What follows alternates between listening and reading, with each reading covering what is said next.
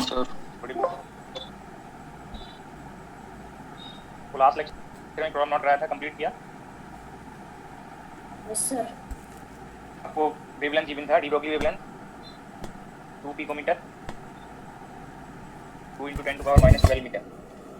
Given wavelength से आप momentum value find करेंगे h बाई लैम्डा, और यहाँ पे आप cp मल्टीप्लाई करेंगे, cp वैल्यू फाइंड करेंगे, c मल्टीप्लाई करेंगे। पहले सेपरेटली जाए तो मोमेंटम के लिए आप कैलकुलेशन कर सकते हैं।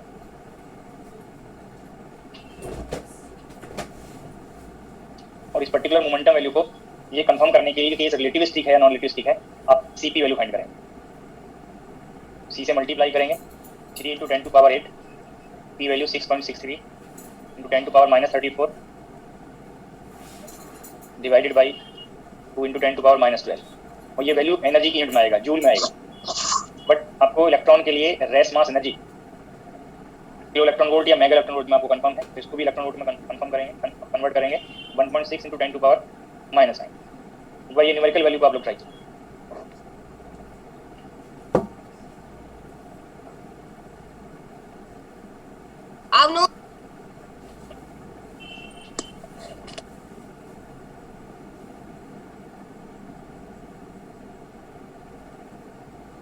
Sir 0.621 mega electron volt. तो किलो इलेक्ट्रॉन वोल्ट में बताइए। किलो इलेक्ट्रॉन वोल्ट में जैसे ही आप ये h की वैल्यू को 6.6 कंसीडर करते हैं तो ये 619 के राउंड आ रहा होगा, और 6.63 से ये 621 और 622 के राउंड आ रहा होगा। तो 621 है सर, 6.22 622 मतलब हाँ नियरली 622 आ जाएगा, क्योंकि 1 के बाद 5 आ रहा है 22 तो ये नियरेस्ट वैल्यू आपको यहाँ पे मैंने 622 राउंड ऑफ कर दिया किलो इलेक्ट्रॉन वोल्ट में। अब आपको इलेक्ट्रॉन के लिए रेस्ट मास एनर्जी टर्म का आइडिया है 0.511 मेगा इलेक्ट्रॉन वोल्ट, और जब इसको किलो इलेक्ट्रॉन वोल्ट में कन्वर्ट करेंगे तो 511 किलो इलेक्ट्रॉन वोल्ट आएगा। अब आपको cp वैल्यू भी आइडिया है, और आपको rest mass energy, both values are comparable, these two values are comparable, और कंपेरेबल है तो केस रिलेटिविस्टिक, और इस रिलेटिविस्टिक केस के लिए आपको पहले टोटल एनर्जी फाइंड करना पड़ेगा। काइनेटिक एनर्जी से पहले आपको total energy square root of cp whole square plus rest mass energy square, और दीस टू वैल्यूज आपको नोन है।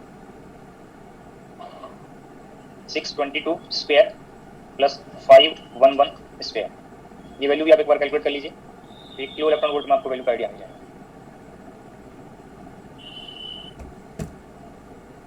ये 804 के आस या 803 के राउंड वैल्यू आपको मिल रही है सर। 804 804.98 मतलब 805 हो गया सर। 805 बेटा 804 के राउंड 805 805 वो जो लास्ट डिजिट है उसमें चेंज हो सकता है, कोई प्रॉब्लम नहीं, क्योंकि आप कैलकुलेटर कहाँ पे राउंड ऑफ कर रहा है उस पर डिपेंड करेगा। बट आपको ये जो वैल्यूज आप फाइंड करेंगे तो 1 और 2 वैल्यूज के राउंड आपको चेंज हो सकता है। 804.649 के राउंड आ रहा है, तो 5 में कन्वर्ट हो जाएगा। अब आपको ये ई वैल्यू पता है, काइनेटिक एनर्जी फाइंड करना है। Kinetic energy total energy minus rest mass energy, 805 से आप 511 डिफरेंस करेंगे तो आपको काइनेटिक एनर्जी कैलकुलेट हो जाएगा, जो यहाँ पे 294 के राउंड किलो इलेक्ट्रॉन। अब इसी में शायद आपको नोट कराया होगा phase and group velocities, total energy, kinetic energy, phase and group velocities.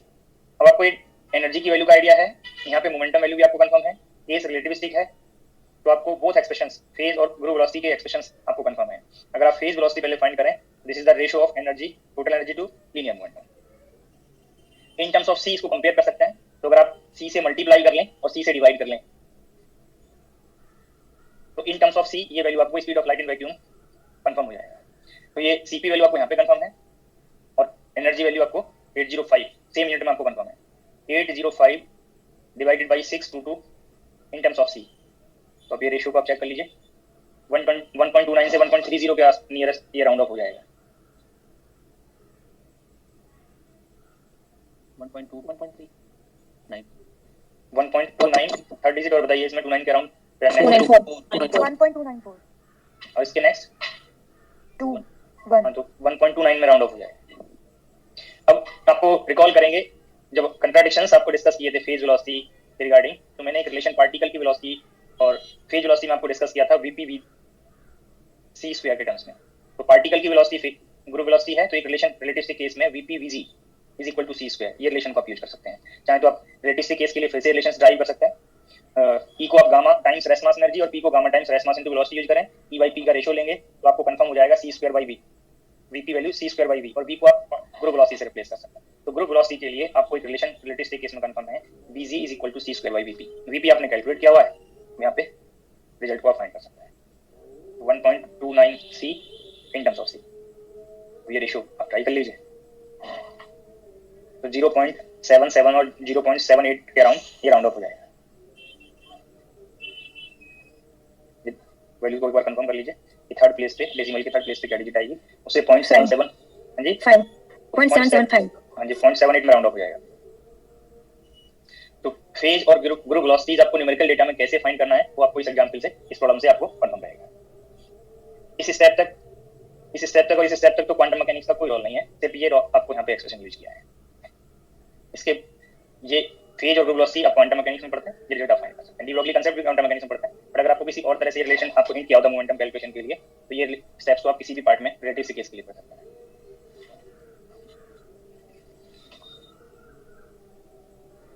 तो एक रेगुलर टाइम इंटरवल के बाद आपको जितने टाइम के बाद लगता हो, जितने डेज के बाद लगता हो कि आप भूल रहे हैं ओल्ड कांसेप्ट्स को, जरूर आप एक बार उनको रिवाइज कर लिया करें, जिससे आप मोर टाइम तक आप इसको हैबिट में ले आएंगे, फिर आपको लेस रिवीजन की रिक्वायरमेंट होगी। तो डिस्कस करते हैं श्रोडिंगर इक्वेशन।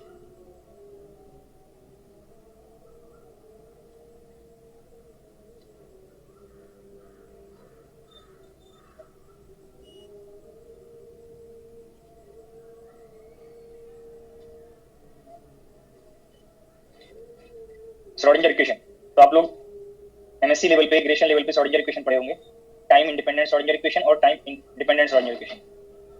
तो आपको इक्वेशन फॉर्म से ये कंफर्म हो जाना चाहिए कि क्या इक्वेशन टाइम इंडिपेंडेंट है और क्या इक्वेशन टाइम डिपेंडेंट है।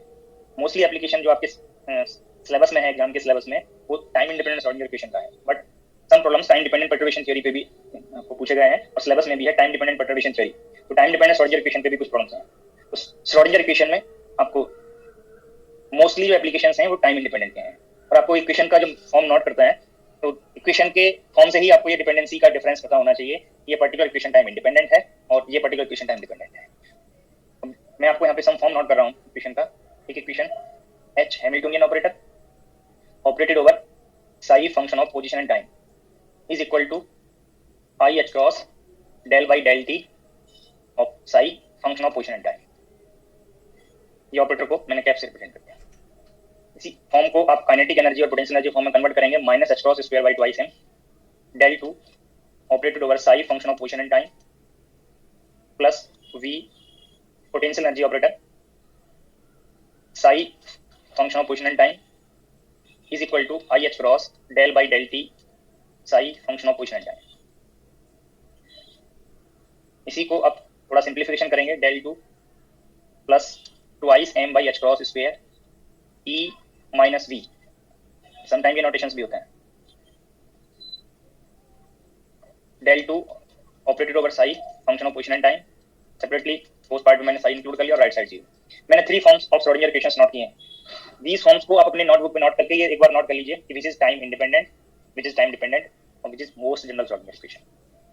3 वर्ड मैंने बताया, most general Schrodinger equation, time independent Schrodinger equation, time dependent Schrodinger equation.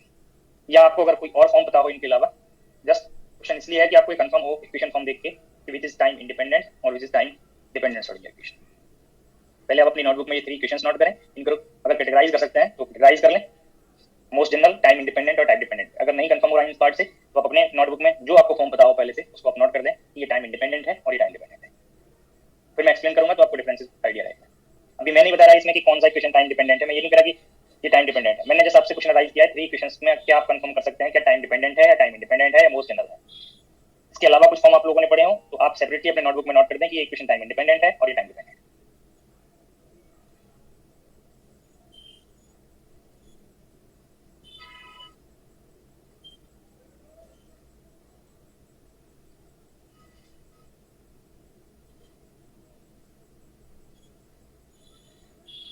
सभी ने नोट कर लिया होगा।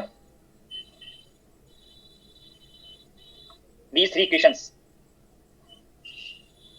equations को अगर आप यहाँ पे कंपेरिजन करें, पोटेंशियल डिपेंडेंसी को अगर आप यहाँ पे कंपेयर करें तो यहाँ पे तो पोटेंशियल फॉर्म ही शो नहीं हो रहा है। दीज टू में पोटेंशियल फॉर्म शो हुआ है, बट पोटेंशियल पोजीशन और टाइम में बोथ पे डिपेंड करता है, टाइम से इंडिपेंडेंट है या नहीं, ये आपको कंफर्म नहीं है। और जब ये कंफर्म नहीं होगा कि पोटेंशियल टाइम पे डिपेंडेंट है और नहीं, जब आपको कंफर्म नहीं है, then these equations are known as most general Schrodinger equation. Most general Schrodinger equation, most general Schrodinger equation का मीन क्या है कि जिसको आप पोटेंशियल की डिपेंडेंसी के कॉरस्पॉन्डिंग आगे टाइम इंडिपेंडेंट में और डिपेंडेंट में नोट कर सकते हैं। आपको अभी दीज फॉर्म से कंफर्म नहीं है कि क्या इक्वेशन टाइम इंडिपेंडेंट हो सकती है या क्या इक्वेशन टाइम डिपेंडेंट हो सकती है। तो these three forms of Schrodinger equation are known as most general Schrodinger equation. हो सकता है कि आप लोग old memory based Schrodinger equation को कैटेगराइज करते हो कि अगर वेव फंक्शन में टाइम डिपेंडेंसी है या वेव फंक्शन टाइम से इंडिपेंडेंट है तो श्रोडिंगर इक्वेशन टाइम से इंडिपेंडेंट होगा, या वेव फंक्शन में टाइम डिपेंडेंसी है तो टाइम डिपेंडेंट होगा। वो क्लासिफिकेशन रॉन्ग है, वो कैटेगराइजेशन रॉन्ग है। जो क्लासिफिकेशन आप करते हैं वो पोटेंशियल की डिपेंडेंसी से करते हैं, तो आगे ये मिस्टेक नहीं होना चाहिए। कैसे पोटेंशियल की डिपेंडेंसी से ये कंफर्म होगा कि श्रोडिंगर इक्वेशन टाइम इंडिपेंडेंट है या टाइम डिपेंडेंट है, तो उसके लिए आपको सेपरेशन ऑफ वेरिएबल मेथड, जो मैथमेटिक्स में आप लोग पढ़े होंगे, फिजिक्स में भी आप मोस्टली यूज किए होंगे, सेपरेशन ऑफ वेरिएबल मेथड। तो यहाँ पे टू वेरिएबल्स हैं, position and time. Schrodinger equation में, वेव फंक्शन में, पोटेंशियल में जनरली टू डिपेंडेंसीज हैं। तो इक्वेशन में अगर आप पोजीशन वेरिएबल और टाइम वेरिएबल को सेपरेट कर पाए तो उस मेथड्स को यूज करके आप यहाँ पे कंफर्म होंगे कि given equation, given Schrodinger equation time independent है या टाइम डिपेंडेंट है। तो पहला केस यहाँ पे हम लेके चलते हैं। First case, potential is independent of time. Position का फंक्शन हो भी सकता है और नहीं भी, बट टाइम से श्योरली वो इंडिपेंडेंट है। If potential is independent of time, तो टू डिपेंडेंसीज में ओनली पोजीशन का फंक्शन हो सकता है। तो जो वी नोटेशन था, this is function of position, ये आपको पोजीशन स्पेस में हिंट किया हुआ है कि आप पोटेंशियल अगर कोई भी पोजीशन का फंक्शन है, जो यहाँ पे मैंने कंफर्म कर दिया कि पोजीशन का फंक्शन है, आप उसको ऐसे मल्टीप्लाई करते हैं, उसका एक्शन मल्टीप्लिकेटिव आता है पोजीशन स्पेस में, वो पहले कंफर्म किया हुआ है। तो अगर पोटेंशियल टाइम से इंडिपेंडेंट है तो इस पार्ट में कहीं कोई टाइम की डिपेंडेंसी नहीं होगी पोटेंशियल पार्ट में। Then we can write wave function in terms of product. ये एज्यूम करके चल रहे हैं, ये अजम्पशन है कि वेव फंक्शन को आप प्रोडक्ट में लिख सकते हैं। अगर वेरिएबल सेपरेट हो जाएंगे तो ये अजम्पशन करेक्ट हो जाएगा। तो this is the product of two different variable function, first depends only on position variable and second depends only on time variable. अब श्रोडिंगर इक्वेशन में, जनरल श्रोडिंगर इक्वेशन में जो ऑपरेटर्स के एक्शन को confirm करता हो, उस इक्वेशन में ये फॉर्म प्लेस करेंगे by using separation of variable method. Variables को सेपरेट करना है। यहाँ पे चेक करिए, वेरिएबल सेपरेट हो रहे हैं। यहाँ पे एक फंक्शन में पोजीशन वेरिएबल है और एक फंक्शन में टाइम वेरिएबल है। तो ये सेपरेशन ऑफ वेरिएबल मेथड यहाँ पे अप्लाई करके वेरिएबल सेपरेट हो पाएंगे या नहीं हो पाएंगे, ये अभी कंफर्म करना है। श्रोडिंगर इक्वेशन फॉर्म में ये पार्ट को रिप्लेस करेंगे। Minus h cross square by twice m del two, ये total wave function psi function of r t के प्लेस पे ये प्रोडक्ट फॉर्म रिप्लेस करेंगे। Function of r function of time plus या पोटेंशियल ऑपरेटर के place पे ये potential का फंक्शन, पोजीशन का फंक्शन प्लेस करेंगे। V function of position, psi function of position and function of time, and right side i h cross del by del t operated over function of position and function of time. ये मैंने इस equation में, जहाँ पे operator का form confirm है, मैंने ये टोटल वेव फंक्शन को इस प्रोडक्ट फॉर्म में रिप्लेस कर दिया। अब इस इक्वेशन के फर्स्ट टर्म पे जाइए। फर्स्ट टर्म में ये डेल टू ऑपरेटर है। नॉन रिलेटिविस्टिक केस के लिए ये पोजीशन का फंक्शन है डेल टू। यहाँ पे पोजीशन के रेस्पेक्ट में पार्शियल सेकंड ऑर्डर डेरिवेटिव्स है। तो ये डेल टू ऑपरेटर सिर्फ फंक्शन ऑफ आर पे ऑपरेट होगा। ये फंक्शन ऑफ टाइम इस पर्टिकुलर ऑपरेटर के लिए एज ए कांस्टेंट ट्रीट होगा, और जो कांस्टेंट ट्रीट होगा तो इसको ऑपरेटर के लेफ्ट में आप नोट कर सकते हैं, राइट में और लेफ्ट में कहीं पे भी नोट कर सकते हैं।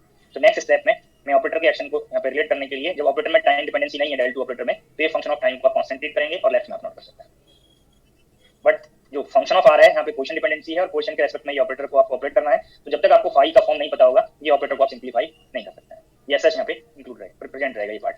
अब ये पोजीशन का फंक्शन है, तो ये पोजीशन के साथ मल्टीप्लाई होगा और इस फंक्शन ऑफ टाइम को लेफ्ट और राइट कहीं पे भी आप उसको नोट कर सकते हैं। तो ये पार्ट मैंने ऐसे नोट कर दिया, क्योंकि फंक्शन पार्ट को आप लेफ्ट और राइट कहीं से भी आप मल्टीप्लाई कर सकते हैं। बट राइट साइड में ये सिमिलर पार्ट को चेक करिए, ऑपरेटर टाइम डिपेंडेंट है, डिफरेंशियल है। यहाँ पे टाइम के रिस्पेक्ट में तो ये फंक्शन ऑफ आर, पोजीशन का फंक्शन, ये एज ए कांस्टेंट ट्रीट होगा, तो इसको ऑपरेटर के लेफ्ट में आप नोट कर सकते हैं।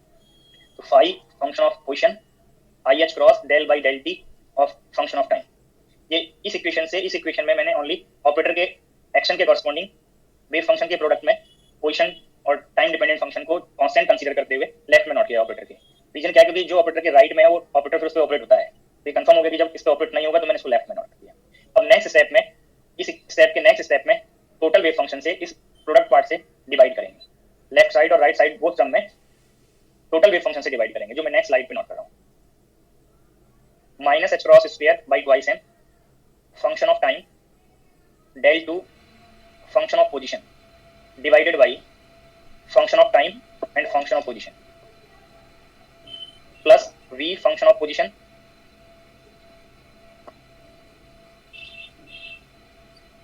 Function of position wave function part से and function of time divided by function of position and function of time. Right side function of position i h cross del by del t function of time divided by function of position and function of time. जो last slide में ये equation था, इस equation में मैंने both side function of position और function of time से divide किया है. और जैसे ये डिवाइड करेंगे तो ये फंक्शन ऑफ टाइम ऑपरेटर के लेफ्ट में है, कांस्टेंट है, तो इस फंक्शन ऑफ टाइम को आप कैंसिल कर सकते हैं. जो डिनोमिनेटर में फंक्शन ऑफ टाइम है ये टर्म कैंसिल आउट हो सकता है. बट जो फंक्शन ऑफ पोजिशन है ये टर्म को आप कैंसिल नहीं कर सकते हैं. ये टर्म तब तक सिंप्लीफाई नहीं होगा जब तक आपको फंक्शन का फॉर्म ना बताओ, पोजिशन डिपेंडेंट फंक्शन का फॉर्म ना बताओ, क्योंकि उसके डबल डेरिवेटिव से क्या कंडीशन मिलेगा वो आप कंफर्म नहीं कर सकते हैं तब तक. तो ये यहाँ पे function of time cancel out होगा. यहाँ पे ये प्रोडक्ट है, तो प्रोडक्ट और डिवीजन से ये पार्ट को ऑपरेटर का एक्शन से मल्टीप्लिकेटिव है, तो यहाँ पे आप बोथ टर्म को कैंसिल आउट कर सकते हैं. इस राइट साइड में आप फंक्शन ऑफ पोजिशन को कैंसिल आउट कर सकते हैं. फंक्शन ऑफ टाइम का जब तक फॉर्म आपको नहीं पता होगा तब तक आप ये सिंप्लीफाई नहीं कर सकते. तो नेक्स्ट स्टेप में minus h cross square by twice n 1 by function of r del two function of r, ये टर्म प्रेजेंट होंगे.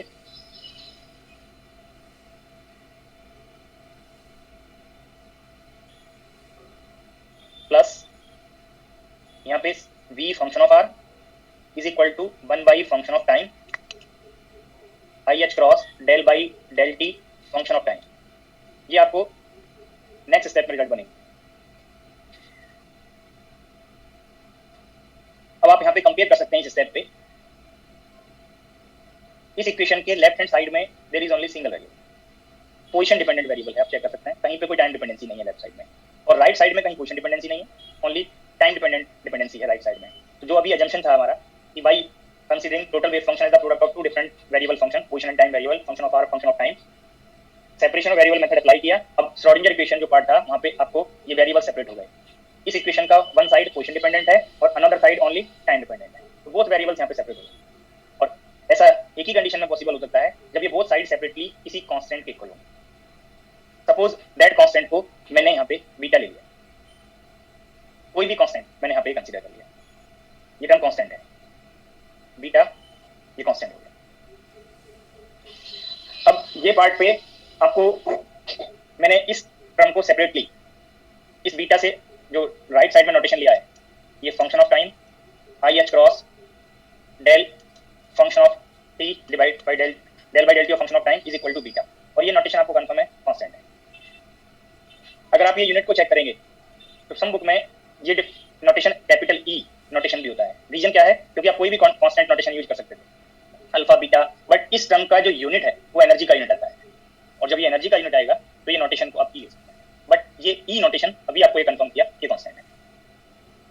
तो ये स्टेप इंपॉर्टेंट है कि आप जब श्रोडिंगर इक्वेशन यूज करते हैं तो समटाइम एच साई इक्वल्स ई साई नोटेशन यूज करते हैं, बट ये जब ऑपरेटर है ये कब ऑपरेटर होगा और कब ये कांस्टेंट के इक्वल होगा, ये डिफरेंस करने के लिए, बोथ टाइप ऑफ इक्वेशंस में डिफरेंस करने के लिए, टाइम डिपेंडेंट और इंडिपेंडेंट में कंफर्म करने के लिए ये स्टेप इंपॉर्टेंट है कि ई को कब i h cross del by del t रखना है, कब कोई कांस्टेंट वैल्यू प्लेस करना है. तो भी मैंने यहाँ पे आपको हिंट किया कि पोटेंशियल का टाइम से इंडिपेंडेंट है तो ये रिजल्ट कांस्टेंट आएगा, और जो कांस्टेंट होगा तो भी मैंने हिंट किया कि ये टर्म का जब यूनिट हम फाइंड करेंगे, अभी चाहे समय से और आगे फॉलो कर लें तब भी आप कंफर्म कर सकते हैं कि इसका यूनिट कैसे एनर्जी का यूनिट बनेगा. बट मैंने आपको ये हिंट कर दिया कि सम बुक्स में ये टर्म को, ये जो बीटा मैंने लिखा है डायरेक्टली यहाँ पे ई नोटेशन प्लेस कर देता है, तो उससे डाउट नहीं होना चाहिए. यहाँ पे ये ई एक कांस्टेंट वैल्यू है, आप कोई भी नोटेशन कांस्टेंट के लिए यूज कर सकते थे, कैपिटल ए ले सकते थे, बट जब आपको कंफर्म हो जाएगा कि इस टर्म का यूनिट एनर्जी का यूनिट है तो ये कांस्टेंट भी एनर्जी की वैल्यू के कॉरस्पॉन्डिंग बनेगा. आगे कंटिन्यू करेंगे इस स्टेप को. तो del function of time by function of time is equal to, ये आई एच क्रॉस को राइट में इंक्लूड करेंगे, that is minus i by h cross E del t. अब इस फर्स्ट ऑर्डर डिफरेंशियल इक्वेशन का integral करेंगे. One time अगर इसको इंटीग्रल कर दें, integration del function of time by function of time is equal to minus i by h cross E, ये term constant है, integration del t plus integrating constant है. देखो ये कांस्टेंट मैंने यहाँ पे बताया बीटा, और ये इंटीग्रल पार्ट से कोई इंटीग्रेटिंग कांस्टेंट आया, तो बहुत कांस्टेंट सेम नहीं है, कभी आप इनको फिर यहाँ पे कंफ्यूजन क्रिएट करेंगे. अब जैसे ही टर्म को आप इंटीग्रल करेंगे तो ये टर्म की इंटीग्रेशन आपको कंफर्म हो गया, ln of function of time is equal to minus i E by h cross t, और ये इस पार्ट की डिपेंडेंसी से ये कांस्टेंट को आप किसी भी फॉर्म में अजम्पशन ले सकते हैं. सपोज मैंने ln ऑफ ए नोट कर लिया इसको, where a is any constant, इसी कांस्टेंट का कोई फंक्शन कांस्टेंट आएगा. अभी अननोन है, ये कांस्टेंट भी अननोन है, ए भी अननोन है, तो ये फॉर्म को मैंने यहाँ पे नोट कर दिया. अब इस कांस्टेंट टर्म को लेफ्ट साइड इंक्लूड करेंगे तो लॉग प्रॉपर्टी से ये पार्ट आप कंफर्म कर सकते हैं ln function of time by a is equal to minus i E t by h cross. अब एंटी लॉग लेंगे तो function of time by a, ये आपको कंफर्म हो जाएगा और ए को राइट में मैंने इंक्लूड कर लिया, ए exponential minus i E t by h cross. और इस एक्सपोनेंट में जो ई नोटेशन है वो आप बीटा भी यूज कर सकते थे, अब आपको यहाँ से कंफर्म हो जाएगा। इस प्रोडक्ट से आपको ये कंफर्म होगा कि ये प्रोडक्ट यूनिट लेस होना चाहिए। ये यूनिट लेस तभी होगा जब ये जो कांस्टेंट आपने नोट किया था बीटा, उसका यूनिट एनर्जी का यूनिट होगा। इस पार्ट पे भी आप यूनिट को कंपेयर कर सकते थे कि जो कांस्टेंट आपने एज्यूम किया है उसका यूनिट एनर्जी का यूनिट आएगा, इसलिए मोस्टली बुक में इस कांस्टेंट को ई से रिप्रेजेंट करते हैं, जिससे ये एनर्जी की कांस्टेंट वैल्यू का आइडिया देगा, टाइम इंडिपेंडेंट पोटेंशियल। तो for any time independent potential whatever the dependency on position, wave function का टाइम डिपेंडेंट टर्म ये सेम फॉर्म में बनेगा always, A exponential minus I T by h cross. ये कोई constant हो सकता है यहाँ पे मल्टीप्लिकेटिव फैक्टर, ये वेरिएबल पार्ट जो टाइम पे वेरिएबल टर्म है वो ये पार्ट बनेगा, ये डिपेंडेंसी का। तो by using separation of variable method आपको जो Schrodinger equation, most general Schrodinger equation, मैंने ये इक्वेशन को यूज किया था। अब आपको इस पार्ट में ये function of time dependency confirm हो गया। तो केस 1 के लिए ही, टाइम इंडिपेंडेंट पोटेंशियल के लिए ही वेव फंक्शन पार्ट में जब ये एफ की प्लेस करेंगे, जो मैं नेक्स्ट स्लाइड पे नोट कर रहा हूँ, तो psi function of position and time can be written as function of position and function of time. जो अजम्पशन लिया वो करेक्ट है, और यहाँ से आपको अब ये कंफर्म हुआ कि फंक्शन ऑफ टाइम जो डिपेंडेंसी है वो a exponential minus i E t by h cross है।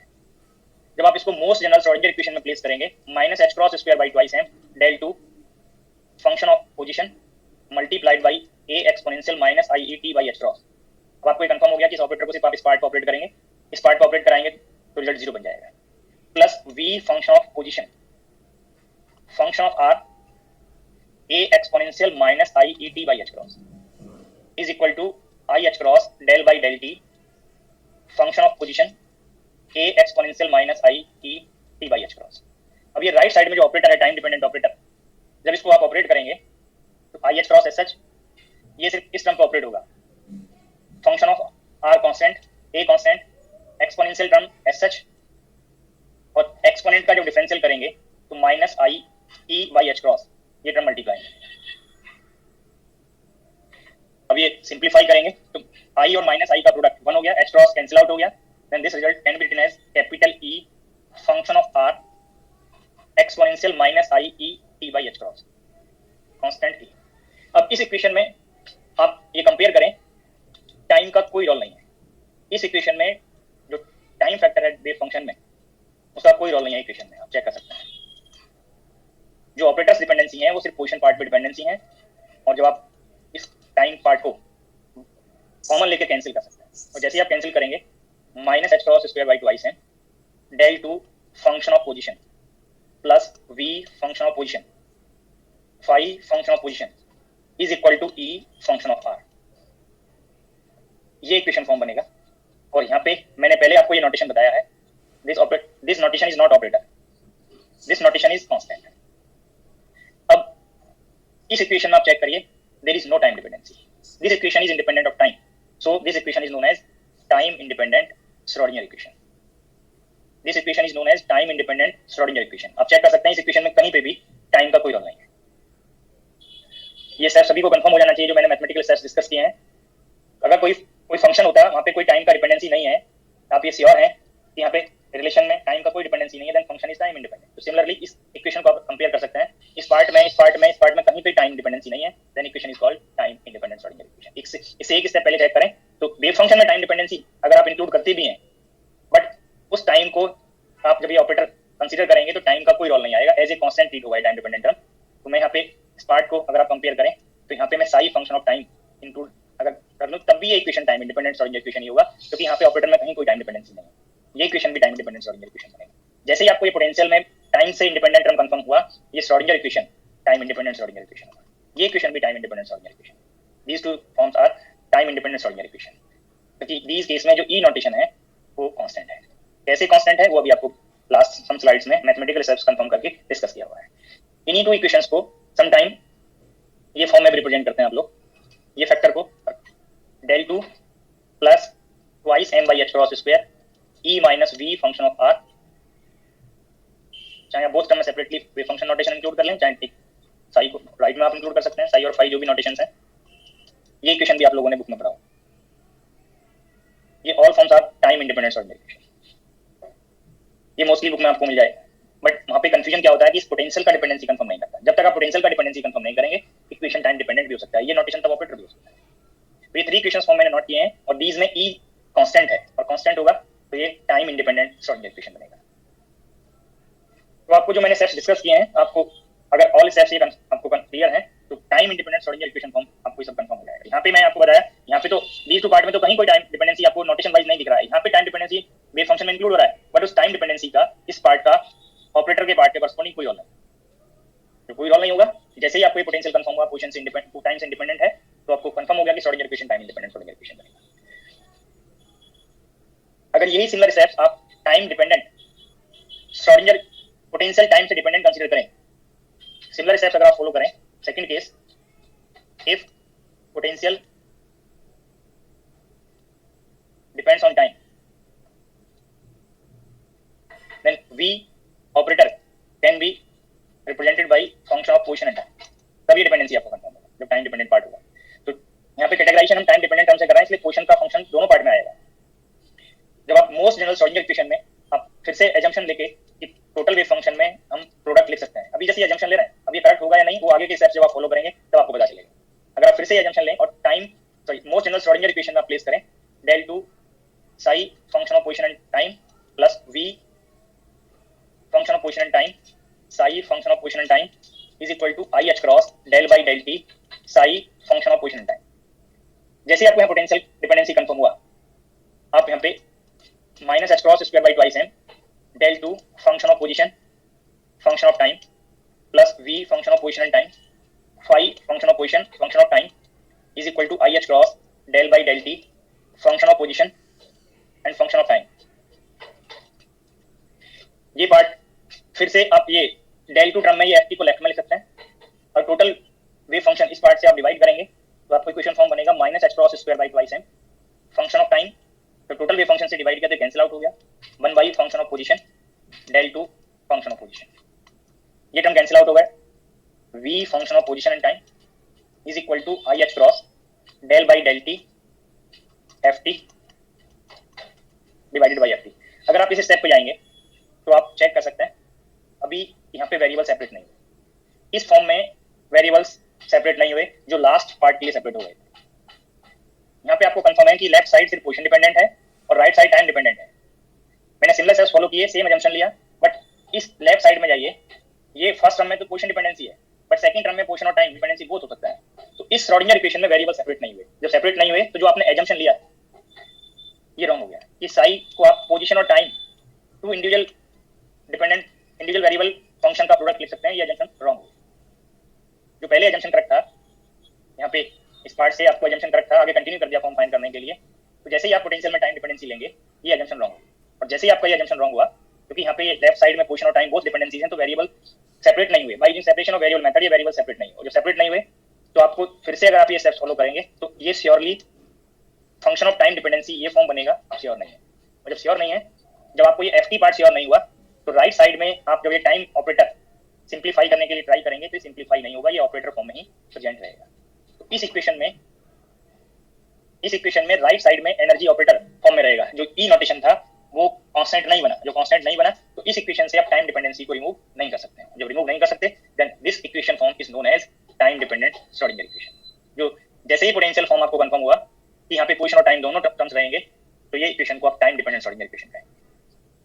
आपका जो एजम्पशन था वो रॉन्ग होगा और कैसे रॉन्ग है वो आपको यहाँ पे कंफर्म हो गया, वेरिएबल सेपरेट नहीं हुए। जब ये नोट नहीं कर सकते टाइम डिपेंडेंट केस के लिए, मैं नेक्स्ट पेज पे आपको हिंट कर रहा हूँ। अगर पोटेंशियल टाइम से इंडिपेंडेंट होगा, इफ पोटेंशियल जो पहले नोट भी कराया लास्ट स्लाइड में डिपेंड्स ऑन टाइम, तो पोटेंशियल टाइम पे डिपेंड करेगा तो वी नोटेशन को आप v function of position and time note करेंगे और इस नोटेशन में आप एजम्पशन नहीं ले सकते हैं कि साई टोटल वेव फंक्शन को आप सेपरेटली टू फंक्शन का प्रोडक्ट नोट कर पाए, ये एजम्पशन रॉन्ग हो गया। और जब ये एजम्पशन रॉन्ग होने से फंक्शन ऑफ टाइम आपको नहीं पता चला कि किस फॉर्म में आएगा, और जब तक आपको ये फॉर्म नहीं पता चलेगा आप ये ऑपरेटर डिपेंडेंसी को एलिमिनेट नहीं कर सकते हैं। इक्वेशन इसी फॉर्म में आपको minus h cross square by twice m del 2 psi function of time plus v function of position and time psi function of position and time is equal to I h cross del by del t psi function of position and time. ये equation में आप compare करें operator में भी time dependency रहेगा, wave function में भी time dependency रहेगा, और उस टाइम का रोल यहाँ पे प्रेजेंट होगा, और जब प्रेजेंट होगा then this equation is known as time dependent Schrodinger equation. तो श्रोडिंगर इक्वेशन कब टाइम डिपेंडेंट होगा, कब टाइम इंडिपेंडेंट होगा, वो कंफर्म होता है पोटेंशियल में टाइम डिपेंडेंसी। अगर पोटेंशियल टाइम डिपेंडेंट है तो वेव फंक्शन में आप टाइम डिपेंडेंसी को एक्सपोनेंशियल फॉर्म में नोट नहीं कर सकते। जब नोट नहीं करेंगे तो ये नोटेशन ऑपरेटर फॉर्म में रहेगा, और जब ऑपरेटर फॉर्म में होगा तो Schrodinger equation time dependent Schrodinger equation, energy operator time dependent notation में रहेगा, और ये टाइम को आप एलिमिनेट नहीं कर सकते। तो बहुत इजी वे में आपको ये कंफर्म हो गया कि कब श्रोडिंगर इक्वेशन टाइम डिपेंडेंट होगा, कब टाइम इंडिपेंडेंट होगा। तो इसको मैं ब्रीफ में कैसे मैथमेटिकली कंफर्म होना है वो आपको 20 स्लाइड्स में मैंने नोट कर दिया है श्रोडिंगर इक्वेशन नोट करके, बट जैसे ही आप ये कंफर्म हुए तो यहाँ पे मैं ब्रीफ में नोट कर रहा हूँ these two केसेस को। If potential is independent of time, कैसे श्रोडिंगर इक्वेशन टाइम इंडिपेंडेंट बना वो मैंने डिस्कस कर दिया है। अब ये डाउट नहीं होना चाहिए आपको, यहाँ पे कंफर्म हुआ कि ये पोजीशन का फंक्शन हो सकता है, और जैसे ही कंफर्म हुआ Sai function of position and time को आप टू डिफरेंट पार्ट में आप एलिमिनेट कर सकते हैं, सेपरेट कर सकते हैं, और श्योरली यहाँ पे एफ ऑफ टी आपको a exponential minus i E t by h cross form में बनेगा, और Schrodinger equation minus h cross square by twice m del two phi function of r plus b function of r phi function of r is equal to e phi function of r where e is constant. और इसी form को आप note कर सकते हैं, जब v time से independent होगा तो h भी टाइम से इंडिपेंडेंट बनेगा, तो h phi function of r is equal to e phi function of r। ये equation time independent Schrodinger equation, ये इक्वेशन भी टाइम इंडिपेंडेंट श्रोडिंगर इक्वेशन है। दोनों equations time independent Schrodinger equation होंगी, और जो पहले फॉर्म नोट कराए वो भी आप रेफरेंस में यहाँ पे नोट कर सकते हैं। These two equations are time independent Schrodinger equation, और इसलिए फिर से नोट करने के लिए हिंट था कि ये फॉर्म क्या बनेगा, और इस टाइम इंडिपेंडेंट श्रोडिंगर इक्वेशन को आप energy eigen value equation note कर सकते हैं, एनर्जी आइगन वैल्यू इक्वेशन और eigen value equation for Hamiltonian. आप चेक कर सकते हैं, अभी सम लेक्चर बिफोर आपको ये हिंट किया था कि अगर किसी ऑपरेटर को किसी फंक्शन पे ऑपरेट कर रहा है और after operating operator function same हो और उसका मल्टीप्लिकेटिव फैक्टर कांस्टेंट हो तो फंक्शन आइगन फंक्शन बनेगा दैट ऑपरेटर का। तो आपको यहाँ से कंफर्म हो गया then this phi is energy eigen function और आइगन फंक्शन ऑफ हैमिल्टोनियन। तो आपको मेरे बैकग्राउंड से सम नॉइज फेस हो रहा होगा, वो बराबर में कुछ शॉप है वहाँ पे वर्क चलता रहता है, उसको मैं रिमूव नहीं कर सकता हूँ। थोड़ा पेशेंस रखेंगे, कभी आप लोगों को कुछ प्रॉब्लम फेस हो रहा हो। तो जो मैं पॉइंट हिंट कर रहा हूँ तो थोड़ा अलर्ट रहें। ये फॉर्म आपको ये पहले सेट्स बताए हुए हैं, phi is called eigen function of Hamiltonian और एनर्जी आइगन फंक्शन।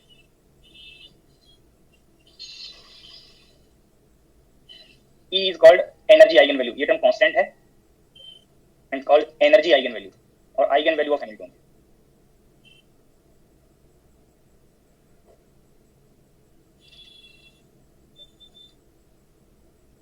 ये सिर्फ टाइम इंडिपेंडेंट पोटेंशियल के लिए ही बनेगा, अगर पोटेंशियल टाइम डिपेंडेंट है तब ये पॉइंट्स करेक्ट नहीं है। If potential depends on time तो v को आप नोट करेंगे v function of position as well as time. तो ये एजम्पशन जो आपको पहले बताया वो रॉन्ग हो गया कि आप वेरिएबल सेपरेट नहीं कर सकते हैं, और जब सेपरेट नहीं करेंगे तो एफ की वैल्यू आपको यहाँ पे जस्ट रिपीटिशन हो रहा है, पहले बता चुके हैं ये पार्ट को, एक साथ नोट हो जाए तो आप कुछ इजीनेस रहेगा, इसलिए फिर से नोट कर रहे हैं। तो Schrodinger equation time dependent Schrodinger equation होगा del two psi function of position and time plus v function of position and time. जैसे ही पोटेंशियल का डिपेंडेंसी कंफर्म हुआ तब श्रोडिंगर इक्वेशन जो आप मोस्ट जनरल श्रोडिंगर इक्वेशन ले रहे थे वो एक पर्टिकुलर क्लास में चला जाएगा, टाइम इंडिपेंडेंट में या टाइम इंडिपेंडेंट में। तो ये फॉर्म आपको कंफर्म हो गया कि पोटेंशियल टाइम का फंक्शन है, तो this equation is known as time dependent Schrodinger equation. और time dependent Schrodinger equation energy eigen value equation नहीं है, क्योंकि आप यहाँ पे हैमिल्टोनियन ऑपरेटर को अगर आप ऑपरेट करते हैं वेव फंक्शन पे, तो अब ये यहाँ पे पोटेंशियल हाइड है बट यहाँ पे मैंने मेंशन किया हुआ कि टाइम का फंक्शन है, तो हैमिल्टोनियन भी टाइम पे डिपेंडेंट बनेगा। और जब टाइम डिपेंडेंट होगा तो ये ऑपरेटर यहाँ पे भी ऑपरेटर है, यहाँ पे भी ऑपरेटर है। अब ये वेव फंक्शन का फॉर्म चेंज होगा या नहीं होगा, आप ये साई पे जब तक फंक्शन पार्ट आपको ना पता चले तब तक आप ये एलिमिनेट नहीं कर सकते हैं। और जब एलिमिनेट नहीं कर सकते तो ये साई का जो मल्टीप्लिकेटिव फैक्टर है वो ऑपरेटर फॉर्म में रहेगा, और ऑपरेटर फॉर्म में होगा तो ये कांस्टेंट नहीं होगा। इसको जब आप ई नोटेशन में लिखेंगे तो सम टाइम बुक में ये ई नोटेशन होता है, इसलिए मैं इसको आपको हिंट कर रहा हूँ, but this E for time dependent potential is in operator form i h cross del by del t. तो ये आफ्टर ऑपरेटिंग ऑपरेटर हो सकता है कि सम स्टूडेंट ये थिंक कर लेते कि ये साई का फॉर्म सेम है, अभी आपको नहीं पता चला ये सेम है जब तक आप ये एनर्जी ऑपरेटर को सिंप्लीफाई ना कर दें, और जब ये टर्म कांस्टेंट नहीं है और ये फॉर्म सेम नहीं है तो ये equation energy eigen value equation नहीं बनेगा। तो श्रोडिंगर इक्वेशन कब आपको energy eigen value equation consider करना है वो आपको इस पेज पे इस स्लाइड पे क्लियरली आपको मैंने नोट कर दिया। कब नोट करना है, जब पोटेंशियल टाइम से इंडिपेंडेंट।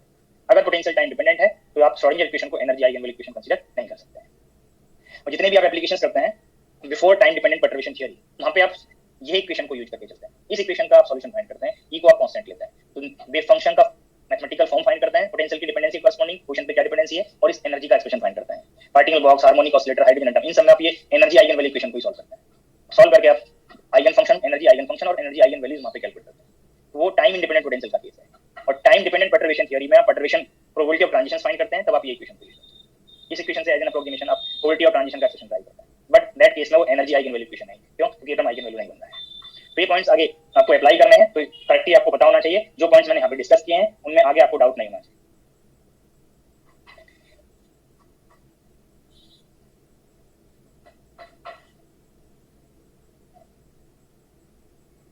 इसी केस में अगर आप साई मॉड स्क्वायर करें टाइम इंडिपेंडेंट पोटेंशियल के लिए, Sai function of position and time mod square, ये पार्ट को रेफरेंस लेके जो मॉड स्क्वायर करेंगे कॉम्प्लेक्स कंजुगेट से मल्टीप्लाई कराएंगे तो ए मॉड स्क्वायर बनेगा, और ये कॉम्प्लेक्स कंजुगेट के मल्टीप्लिकेशन से ये टर्म एलिमिनेट हो जाएगा, और जब एलिमिनेट होगा तो phi function of position mod square बनेगा। This term is independent of time.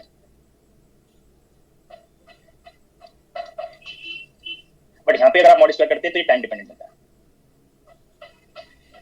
these dependencies, हाँ जी सर, ये जो पोटेंशियल डिपेंड्स ऑन टाइम वाला आपने अभी बताया, ये जो केस है, तो अगर एनर्जी ऑपरेटर को हम फंक्शन पे अप्लाई करते हैं और बाद में अगर वो कांस्टेंट आ जाती है एनर्जी, नहीं आएगा, नहीं मतलब सर हमेशा डिपेंडेंट ही रहेगी एनर्जी। हाँ जी डिपेंड एनर्जी क्या, एनर्जी ऑपरेटर ये रहेगा, आपको वैल्यू क्या मिलेगा वो नहीं पता चलेगा। मतलब सर ये सॉल्व हो ही नहीं सकता कि हम ऐसे केसेस करेंगे जहाँ पे सॉल्व करेंगे, मतलब एग्जैक्टली सॉल्वेबल सॉल्यूशन आपको नहीं मिलेगा। ठीक है सर।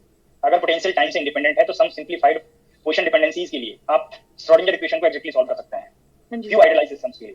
बट अगर पोटेंशियल टाइम डिपेंडेंट है तो आप सॉल्व नहीं कर सकते, एग्जैक्टली सॉल्व नहीं कर सकते। सम केसेस में पोटेंशियल अगर टाइम से इंडिपेंडेंट है तब भी आप श्रोडिंगर इक्वेशन को एग्जैक्टली सॉल्व नहीं कर सकते, वेरियस असम्पशंस आपको इंक्लूड करने पड़ते हैं। Okay sir. सर एक बार ये एक्सप्लेन कर दीजिए दोबारा, ये साई आर टी स्क्वायर आपने बोर्ड में लिखा है ना, अभी क्या कॉम्प्लेक्स कंजुगेट करना तो आता है, कई बार यूज हो चुका अब तक। इस वेव फंक्शन को रेफरेंस लीजिए, इस पार्ट को साई पता है, इसका साई स्टार फाइंड कर सकते हैं। जो भी अननोन नोटेशंस हैं, जनरली वेव फंक्शन कॉम्प्लेक्स हो सकता है, ये कांस्टेंट भी कॉम्प्लेक्स हो सकता है, तो मैंने उस प्लीज को स्टार कर दिया, और यहाँ पे जो कॉम्प्लेक्स कंजुगेट लेंगे तो आई को आप माइनस आई नॉट करेंगे। आगे आपको कंफर्म रहेगा अगर कुछ मेमोरी बेस आप ये चेक करने लगे कि हैमिल्टोनियन हर्मिशियन ऑपरेटर होता है, अगर पोटेंशियल रियल हो तो ये एनर्जी की वैल्यू भी रियल आएगा, इसलिए इस एक्सपोनेंट में सिर्फ आई को आप माइनस आई करेंगे, ई में कोई चेंज नहीं आएगा। ये तो सभी को कंफर्म है। मैट्रिसेस में आपको पता होगा कि हैमिल्टोनियन जो हमारा हर्मिशियन ऑपरेटर होता है उसकी आइगन वैल्यूज रियल आती है। सर जो मैं बोल रहा हूँ पहले वो सुन पा रहे हैं आप लोग? Yes sir. हर्मिशियन मैट्रिक्स की आइगन वैल्यूज रियल होती हैं, सभी को पता है। Yes sir. अब जब ऑपरेटर्स पढ़ेंगे तो आपको कुछ हर्मिशियन ऑपरेटर्स आपको कंफर्म होंगे, ये हैमिल्टोनियन भी हर्मिशियन ऑपरेटर फॉर्म में आएगा, नॉन सिस्टम्स के लिए, नॉन पोटेंशियल फॉर्म्स के लिए, रियल पोटेंशियल फॉर्म्स के लिए। तो ये ई नोटेशन आपको रियल आइगन वैल्यू देगा। जब रियल आइगन वैल्यू देगा तो आपको इस एक्सपोनेंट में जब आप कॉम्प्लेक्स कंजुगेट लेंगे तो सिर्फ आई को माइनस आई करना है, बाकी पार्ट ऐसे रहेंगे। तो जब ये साई स्टार साई प्रोडक्ट करेंगे तो ये एक्सपोनेंशियल टर्म एलिमिनेट हो जाएगा, ओनली ए स्टार ए प्रेजेंट होगा और फाई स्टार फाई प्रेजेंट होगा, तो ये टर्म बनेगा। ये टर्म कांस्टेंट है और ये टर्म पोजीशन डिपेंडेंट है, तो ये श्योरली ये जो प्रोडक्ट है वो इंडिपेंडेंट ऑफ टाइम बनेगा या नहीं बनेगा। तो जो क्वेश्चन पूछ रहे थे उनको ये कंफर्म हो गया कि ये इंडिपेंडेंट ऑफ टाइम है या नहीं, कंफर्म है या नहीं? Yes sir. Yes sir. अरे टाइम डिपेंडेंट के केस में साई इंडिपेंडेंट नहीं होगा इससे, टाइम से। साई तो यहाँ पे भी टाइम से इंडिपेंडेंट नहीं है। मैंने स्टेटमेंट जो नोट कराया उनको देख लीजिए, मैंने इंडिपेंडेंसी किसकी बताई है? साई की नहीं बताई इंडिपेंडेंसी टाइम पे, नहीं उसकी प्रोबेबिलिटी की मॉड स्क्वायर के लिए बताई है। साई का तो फॉर्म आपको कैलकुलेट कराया टाइम डिपेंडेंसी दोनों केस में। और कोई भी पूछ रहे थे कोई क्वेश्चन? No sir. हाँ जी सर ये जो हम डिपेंडेंसी और इंडिपेंडेंसी लेते हैं ना सर, इसकी इक्वेशन की सर, जी टीडीएससी और टीआईसी, जी सर ये हम वेव फंक्शन को छोड़कर खाली पोटेंशियल को लेते हैं कि दोनों को साथ साथ में लेते हैं सर? मैंने तो बताया है, मैंने आपसे जब नोट कराया तो मैंने एक क्वेश्चन अराइज किया कि सम स्टूडेंट ये थिंक करते होंगे कि शायद वेव फंक्शन से श्रोडिंगर इक्वेशन को कैटेगराइज करते हैं कि श्रोडिंगर इक्वेशन टाइम इंडिपेंडेंट है या डिपेंडेंट है। मैंने वहां क्वेश्चन मार्क लगाया, बट इन स्लाइड्स में सम मैथमेटिकल स्टेप्स फॉलो करके तो जो आप क्वेश्चन पूछ रहे हैं उसका आंसर मैंने कर दिया, स्टेटमेंट भी शायद बोल दिया होगा। अब आप यहाँ पे देखिए, फर्स्ट केस में मैंने पोटेंशियल को टाइम से इंडिपेंडेंट लिया और इंडिपेंडेंट लेके आपको ये स्टेप्स फॉलो कराए और ये इक्वेशन टाइम से इंडिपेंडेंट बन गया, और आपको पोटेंशियल टाइम डिपेंडेंट लेके ये इक्वेशन टाइम पे डिपेंडेंट डिपेंडेंसी कंफर्म हो रहा है यहाँ पे, ये एलिमिनेट नहीं कर सकते टाइम डिपेंडेंसी को। पोटेंशियल में भी प्रेजेंट रहेगा, एनर्जी ऑपरेटर में भी प्रेजेंट रहेगा, वेव फंक्शन में भी प्रेजेंट रहेगा, किसी भी वे में आप ये डिपेंडेंसी को एलिमिनेट नहीं कर सकते। जब एलिमिनेट नहीं कर सकते, अगर इक्वेशन में टाइम डिपेंडेंसी है then equation is time dependent Schrodinger equation. तो इससे इजी तो डिपेंडेंसी आपको क्लासिफिकेशन में नहीं बता सकता। और फिर से वो एक साथ नोट करने के लिए यहाँ पे हिंट कर दिया, सबसे पहले मैंने इफ के साथ कंडीशन लिखा हुआ है कि डिपेंडेंसी किस पार्ट के लिए मैंने हिंट किया, पोटेंशियल के लिए, और ये क्लासिफिकेशन आपको बता दिया। तो क्वेश्चन का आंसर तो आपको क्वेश्चन राइज करने से पहले ही बता दिया है, तो फिर तो क्वेश्चन नहीं बचना चाहिए। मैंने यहाँ ये थोड़ी लिखा है कि Sai is independent of time और साई डिपेंड्स ऑन टाइम, मैंने क्या लिखा, पोटेंशियल। तो classification is based on dependency of potential. Potential है sir.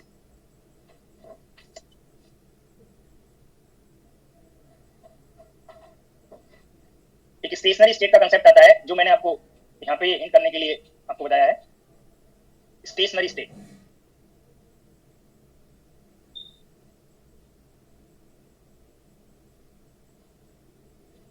The state in which position probability density और just probability density word use कर सकते हैं। अभी यहाँ पोजीशन स्पेस में फाइंड किया, किसी और स्पेस में निकालते तब भी आपको सिमिलर कंफर्म हो जाएगा। The state in which probability density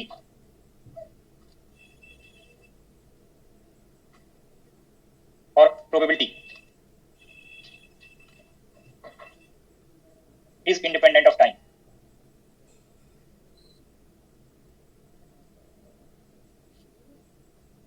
The state in which probability density or probability is independent of time, then state is called stationary state।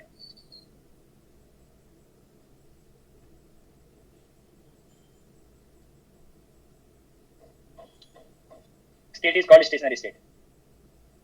और ये stationary state सॉल्यूशन किसके लिए मिलेगा, ये फॉर्म आपको बता दिया कि इंडिपेंडेंट ऑफ टाइम है। ये फॉर्म स्टेशनरी स्टेट को रिप्रेजेंट करता है, और ये कब मिलेगा, जब पोटेंशियल टाइम से इंडिपेंडेंट होगा। डिपेंडेंट के लिए स्टेट पोटेंशियल अगर टाइम पर डिपेंडेंट है तब solution of Schrodinger equation stationery state नहीं होता, तब पोलरिटी टाइम पर डिपेंड करती है।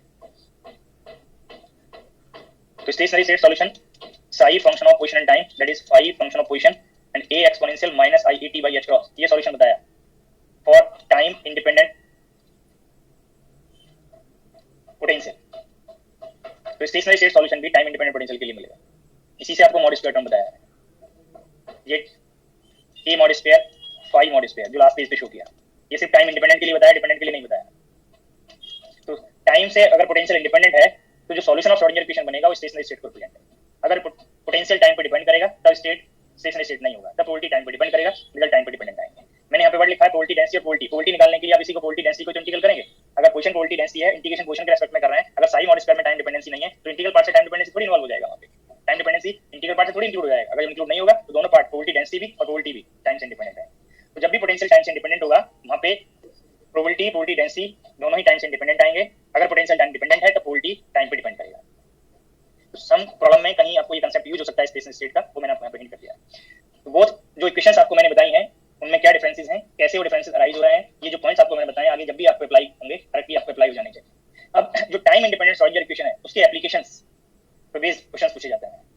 एप्लीकेशंस ऑफ श्रोडिंगर इक्वेशन पे बेस्ड एग्जाम में क्वेश्चंस पूछे जाते हैं। एप्लीकेशंस ऑफ टाइम इंडिपेंडेंट, अभी जो यहाँ पे नोट कर रहे हैं टाइम इंडिपेंडेंट श्रोडिंगर इक्वेशन के लिए एप्लीकेशंस नोट कर रहे हैं। तो यहाँ पे two different type of applications होंगे। फर्स्ट टाइप ऑफ एप्लीकेशन में आप फिर से जो यहाँ पे जो भी पॉइंट्स जो भी फॉर्म मैंने टाइम इंडिपेंडेंट श्रोडिंगर इक्वेशन के लिए नोट कराया है, एच साई इक्वल्स ई साई, ई वहाँ पे आपको हिंट किया कि कांस्टेंट है। तो फर्स्ट टाइप ऑफ एप्लीकेशन में आपको साई गिवन होगा, ये साई नोन होगा, और आपसे हो सकता है कि सम प्रॉब्लम्स में एनर्जी आपको फाइंड करना हो या पोटेंशियल का फॉर्म फाइंड करना हो। ये फर्स्ट टाइप ऑफ एप्लीकेशन है। सम टाइम आपको एनर्जी भी गिवन हो सकता है, साई भी गिवन हो सकता है, बट मैंने आपको यहाँ पे हिंट किया कि साई गिवन है तो सम टाइम आपको एनर्जी कैलकुलेट कर सकता है या पोटेंशियल कैलकुलेट कर सकता है। तो ये फर्स्ट टाइप ऑफ एप्लीकेशन है। सेकंड टाइप ऑफ एप्लीकेशंस में आपको पोटेंशियल नोन होगा, पोटेंशियल गिवन होगा। अगर पोटेंशियल नोन है, पोटेंशियल गिवन है, तो आपसे एनर्जी कैलकुलेट करा सकता है, साई कैलकुलेट करा सकता है। जो आप बाउंड स्टेट्स सॉल्यूशंस में आप श्रोडिंगर इक्वेशन को सॉल्व करके रिजल्ट फाइंड करते हैं। जैसे पार्टिकल बॉक्स आप पढ़ते हैं, पोटेंशियल स्टेप पढ़ते हैं, हार्मोनिक ऑसिलेटर्स में आप ये सेकंड टाइप ऑफ एप्लीकेशंस करते हैं, सेकंड टाइप ऑफ एप्लीकेशंस करते हैं। तो ये एप्लीकेशंस आगे डिस्कस करेंगे, बट यहाँ पे अभी फर्स्ट टाइप ऑफ एप्लीकेशंस में आपको साई गिवन होगा और साई के साथ कोई और पैरामीटर्स भी गिवन हो सकते हैं, बट हमें सिर्फ इस part first type of applications के लिए ओनली साई नोन होना चाहिए, और साई जब नोन होगा तो ई और वी कैलकुलेट करा सकता है। तो इसके लिए हम यहाँ पे जो पॉइंट्स मैंने बताए हैं ये पॉइंट्स इंपॉर्टेंट है फर्स्ट टाइप ऑफ एप्लीकेशन। ये पॉइंट इंपॉर्टेंट है, जो आपको यहाँ पे पॉइंट्स बताएं कि ये energy eigen value equation consider करना है, और आइगन वैल्यू का कंसेप्ट जैसे ही आप इंक्लूड करेंगे आप रिजल्ट को फाइंड कर सकते हैं। तो फर्स्ट टाइप ऑफ एप्लीकेशन में आप Schrodinger equation H psi is equal to E psi time independent Schrodinger equation use करेंगे। आफ्टर ऑपरेटिंग ऑपरेटर जो आपको साई का फॉर्म गिवन है, आइगन फंक्शन एक ही कंडीशन में होगा जब वो सेम फॉर्म यहाँ पे प्रेजेंट रहे। प्रेजेंट होने से आपको E का जो मल्टीप्लिकेटिव यहाँ पे साई का मल्टीप्लिकेटिव फैक्टर है वो आइगन वैल्यू बनेगा, एनर्जी आइगन वैल्यू बनेगा, ये सम कांस्टेंट होगा।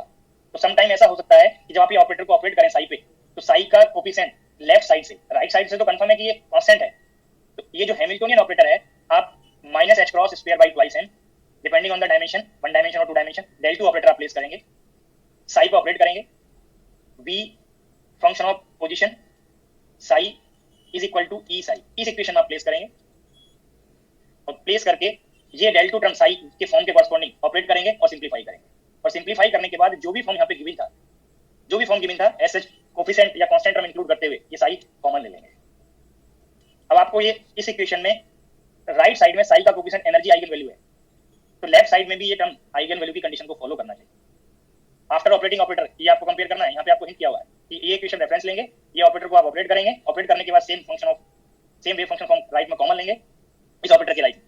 तो इस इक्वेशन के राइट में साई का कोफिशिएंट एनर्जी आइगन वैल्यू है जो आपको यहाँ पे कंफर्म करा दिया, कांस्टेंट है, तो ये वो साइड तभी इक्वल होंगी जब लेफ्ट साइड में भी जो साई का कोफिशिएंट आफ्टर ऑपरेटिंग ऑपरेटर से आए को फाइंड होगा, ये भी टर्म कांस्टेंट बने। तो सम टाइम ये कांस्टेंट यहाँ पे मोर देन वन टर्म्स होंगे, उनमें सम टर्म्स कांस्टेंट हो सकते हैं, सम टर्म वेरिएबल्स हो सकते हैं, तो इस पार्ट से इस टर्म में जो भी वेरिएबल होगा उस वेरिएबल टर्म को जीरो करें।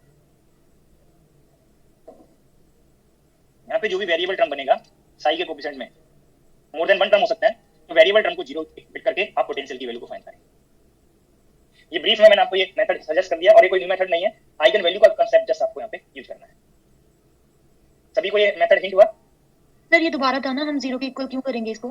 अब यहाँ पे मान के चलिए एक टर्म आपको कांस्टेंट मिल गया और एक टर्म में Vx होगा, कभी ऑपरेटर तो ऑपरेटर नहीं हुआ, मल्टीप्लाई में था, और कोई यहाँ पे पोजीशन डिपेंडेंट टर्म है, पोजीशन डिपेंडेंट टर्म हो सकता है जनरली, बोलिए। Yes sir.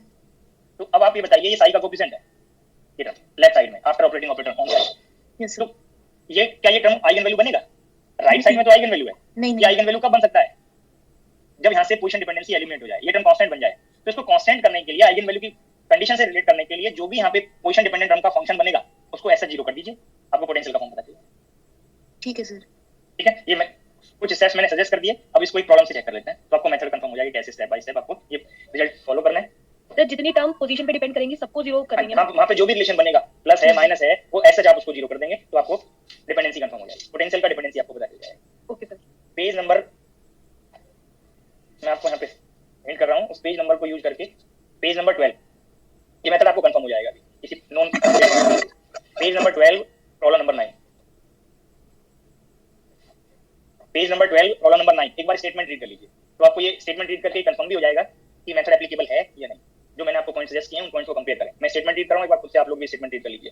The wave function of a spinless particle of mass m in one dimensional potential v function of x। अब चेक करें पोटेंशियल के आर्गुमेंट में x डिपेंडेंसी का नोटेशन है, टाइम नहीं है, इट मींस ये टाइम से इंडिपेंडेंट पोटेंशियल है, और टाइम से इंडिपेंडेंट पोटेंशियल के लिए ही मैंने मेथड सजेस्ट किया है आपको। Is psi x is equal to a exponential minus alpha square x square, psi given है corresponding to an eigen value e0 h cross square alpha square by n, energy eigen value given है जिसको हमें record नहीं है, हमें calculation के लिए record नहीं है।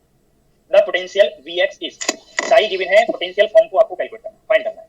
तो मेथड आपको मैंने टाइम इंडिपेंडेंट सॉल्यूशन के एप्लीकेशन में two different type of applications बताए हैं, यहाँ पे चेक कर लीजिए psi गिवन है, आपको v वैल्यू कैलकुलेट करना है, तो मेथड एप्लीकेबल हुआ। अब कैसे ये जो जनरल मेथड के पॉइंट्स हैं कैसे नॉन पार्ट के लिए, नॉन वेव फंक्शन पार्ट के लिए सिंपलीफाई करना है, कैसे आपको अप्लाई करना है वो आप डिस्कस करते हैं। तो टाइम इंडिपेंडेंट सॉल्यूशन इक्वेशन आप यूज करेंगे, psi function of x is equal to a exponential minus alpha square x square by using time independent Schrodinger equation for one dimensional position space minus h cross square by twice m del 2 operator change to del 2 by del x square, psi function of x plus v function of x, psi function of x is equal to e psi function of x, or in this case e is energy eigenvalue minus h cross square by twice m sh d2 by dx square of given wave function a exponential minus alpha square x square, v function of x notation as such psi form place करेंगे a exponential minus alpha square x square is equal to e, right में चाहे तो आप ये wave function form place करें या ऐसा रखें, इसकी राइट में कोई रिक्वायरमेंट नहीं है। ओनली ये टर्म आपको सिंप्लीफाई करना होगा ऑल टाइप ऑफ प्रॉब्लम में, पोटेंशियल फाइंड करने वाली ऑल प्रॉब्लम्स में। अब आप यहाँ पे डबल डेरिवेटिव इस फंक्शन का फाइंड कर सकते हैं। Minus h cross square by twice m constant रखकर वन टाइम डिफरेंशियल किया, ए कांस्टेंट है, exponential minus alpha square x square h, और इस एक्सपोनेंट का डिफरेंशियल किया तो माइनस 2 अल्फा स्क्वायर एक्स, ये वन टाइम मैंने डिफरेंशियल कर दिया, plus v function of x a exponential factor sh और राइट साइड sh। इस स्टेप पे कोई डिफिकल्टी आप लोगों को फेस नहीं होगी, ओनली जो काइनेटिक एनर्जी ऑपरेटर टर्म है वो आपको जस्ट सिंपलीफाई करना होगा गिवन वेव फंक्शन के लिए। Minus h cross square by twice m s h, फिर से डिफरेंशियल करेंगे, कांस्टेंट एस एच, ये multiplicative factor s h, exponential का डिफरेंशियल करेंगे तो एक्सपोनेंशियल एस एच, और इस एक्सपोनेंट का जो डिफरेंशियल किया तो सेम कंडीशन मिलेगा जो पहले से कंडीशन है, ये स्क्वायर हो गया, प्लस क्योंकि two different position dependent term है डिफरेंशिएशन बाय पार्ट्स करेंगे तो एक्सपोनेंशियल फैक्टर कांस्टेंट, अब ये मल्टीप्लिकेटिव फैक्टर का डिफरेंशियल किया तो minus 2 alpha square plus v function of x a exponential minus alpha square x square is equal to e psi x। अब यहां से जो फॉर्म गिवन था मैंने आपको ये हिंट किया कि हैमिल्टनियन ऑपरेटर ऑपरेट करेंगे तो यहां ऑपरेटर ऑपरेट हो गया। अब नेक्स्ट स्टेप आपको बताया कि जो फॉर्म गिवन है एज सच वो फॉर्म आप इस इक्वेशन के लेफ्ट साइड में ऑपरेटर के राइट में आप कॉमन लेंगे, a exponential minus alpha square x square, यहां पे मैं कॉमन ले रहा हूं तो आप एक कंपेयर करें, ये minus h cross square by twice m जब इस टर्म में मल्टीप्लाई करेंगे तो ये माइनस माइनस प्लस हो गया, h cross square by m, ये टू फैक्टर एडजस्ट हो गया, अल्फा स्क्वायर, ये टर्म आउटर में मैंने नोट कर, प्लस अब ये वी एक्स टर्म, ये टर्म कॉमन है। अब ये फर्स्ट टर्म जो है इसमें आप ये टर्म मल्टीप्लाई करेंगे तो minus h cross square by twice m, ये टर्म स्क्वायर ओपन कर लें तो ये 4 अल्फा स्क्वायर एक्स स्क्वायर बनेगा।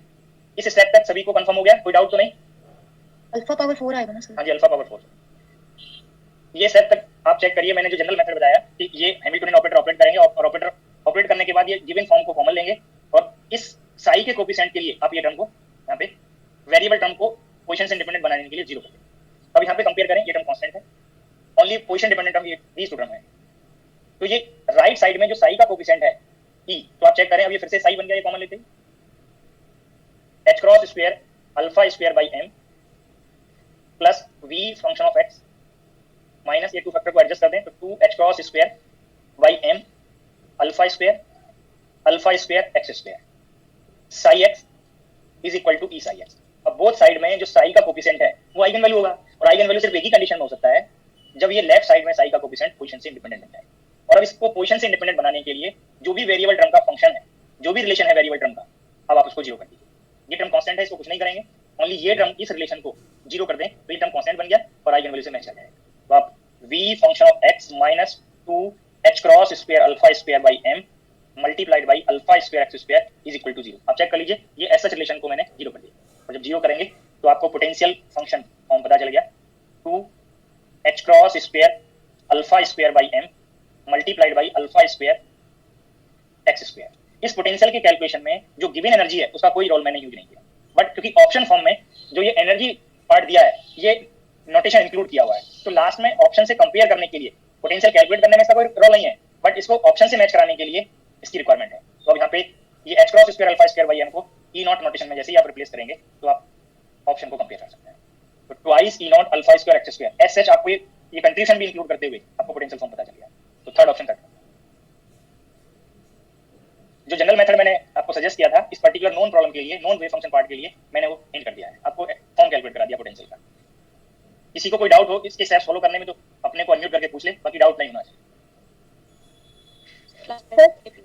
हाँ जी सर, इसमें डायरेक्ट जैसे ये वेव फंक्शन के फॉर्म को देख के भी तो पोटेंशियल कंपेयर करके लिख सकते हैं ना, ये जैसे अभी जो आपको मैंने जितना सिलेबस पढ़ाया है इसके लिए ये किस पर्टिकुलर फॉर्म के लिए बनेगा, ठीक है, वो मैंने आपको डिस्कस नहीं किया। जब आगे हार्मोनिक ऑसिलेटर में डिस्कस कर लूंगा, आपको ये सेकंड मेथड के एप्लीकेशन से वेव फंक्शन का नॉन फॉर्म बता दूंगा, तब आप कंपेयर करके कर सकते हैं। ओके सर, ये जनरल मेथड हो गया, जिन पोटेंशियल फॉर्म के लिए आपने सॉल्यूशन नहीं पढ़ा क्वांटम मैकेनिक्स में, उनको भी आप पोटेंशियल फॉर्म को कैलकुलेट कर सकते हो।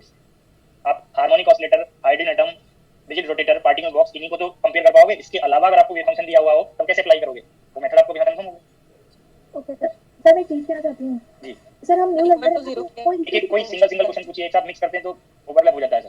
जो पहले अभी हम न्यू लर्नर है ना, तो सर ऐसा कुछ पूछता है ना कि इसे कंपैरिजन कर ले तो ऐसा हो जाएगा, तो सर उससे ना फिर डाउट आ जाता है। और फिर से बोलिए, क्या पूछ रहे हैं, पूजा फिर से बोलिए। जैसे अगर हम फर्स्ट टाइम क्वांटम पढ़ रहे हैं, मतलब पहले कभी पढ़ा नहीं इस तरह से, हाँ जी, तो स्टार्टिंग से पढ़ रहे हैं तो आपको फॉलो कर रहे हैं, तो सर फिर कोई ऐसे पूछता है ना कि सर इसको कंपैरिजन करने से वैसा आ जाता है डायरेक्ट वगैरह, तो सर उससे ना और कंफ्यूजन हो जाता है। आप बोलो किसको कर, जब मैं पढ़ा रहा हूँ तब डाउट है, या जब आप किसी स्टूडेंट से डिस्कस कर रहे हैं तब डाउट है? जब कोई स्टूडेंट कोई क्वेश्चन पूछता है ना तो उल्टा डाउट हो जाता है इस तरह से। वो आपको अपने अकॉर्डिंग इन्फ्लुएंस कर दे रहा है। अब उससे जो क्वेश्चन आप जिसको डाउट हो रहा है उससे एक्सप्लेनेशन पूछिए, जो मैंने एक्सप्लेन किया उसको कंपेयर करिए। फिर आपको समझ आता है। हाँ मैं वही बोल रहा हूँ, तो आप उसके अकॉर्डिंग इन्फ्लुएंस क्यों हो रहा है? या तो इन्फ्लुएंस तब होंगे जब मेरे मेथड में डाउट लग रहा हो, मेरे पढ़ाने में डाउट लग रहा हो, तभी तो इन्फ्लुएंस हो उससे। नहीं तो अगर मेरा जो एक्सप्लेनेशन आपको अगर क्लियर हो गया तो आप उसके अकॉर्डिंग आप उसको आंसर दीजिए, तो आपके अकॉर्डिंग इन्फ्लुएंस होगा अगर आप रखोगे। देखो यही प्रॉब्लम को मैं आपको ये सजेस्ट नहीं किया कि इस टोटल पार्ट को मैं हिंट कर रहा हूँ, जो कुछ स्टूडेंट सजेस्ट भी करते हैं, ठीक है, कब कंपेयर कर सकते हैं कब नहीं, वो आपको कंफर्म हो जाएगा। मैं ऐसा इस पार्ट को आपको ये सजेस्ट नहीं किया कि इस एनर्जी के को रख लीजिए और पोटेंशियल को कैलकुलेट कर लीजिए। हो सकता है कुछ आपको सजेस्ट करें। मैंने आपको एक मेथड बताया कि हमें ये आइगन वैल्यू तभी बनेगा जब ये वेरिएबल से इंडिपेंडेंट बन जाए, कांस्टेंट बन जाए। तो जो वेरिएबल पार्ट है मैंने इसको जीरो कर दिया। अगर सम क्वेश्चंस में ये गिवन नहीं होगा तब भी मेरा मेथड फॉलो हो जाएगा, तभी आप प्रॉब्लम कंप्लीट कर पाओगे। अब आपको जो गिवन एनर्जी आइगन वैल्यू है वो चेक करिए। जैसे ही मैंने इसको जीरो किया ये मैच कर गया, यस सर। तो कोई डाउट नहीं है आपको इस पार्ट में। राइट कॉर्नर में जो लिखा है वो फर्स्ट एक्सप्लेन कर दीजिए एक बार। मैंने आपको लास्ट स्लाइड में एक मेथड सजेस्ट किया कि जब आप ऑपरेटर को ऑपरेट करके साई को कॉमन ले लें तो बोथ साइड में जो साई का कोफिशिएंट है वो एनर्जी आइगन वैल्यू बनेगा। बट मैंने ये भी हिंट किया दैट टाइम पे कि आइगन वैल्यू एक ही कंडीशन में बनेगा जब ये साई का कोफिशिएंट वेरिएबल से इंडिपेंडेंट बन जाए।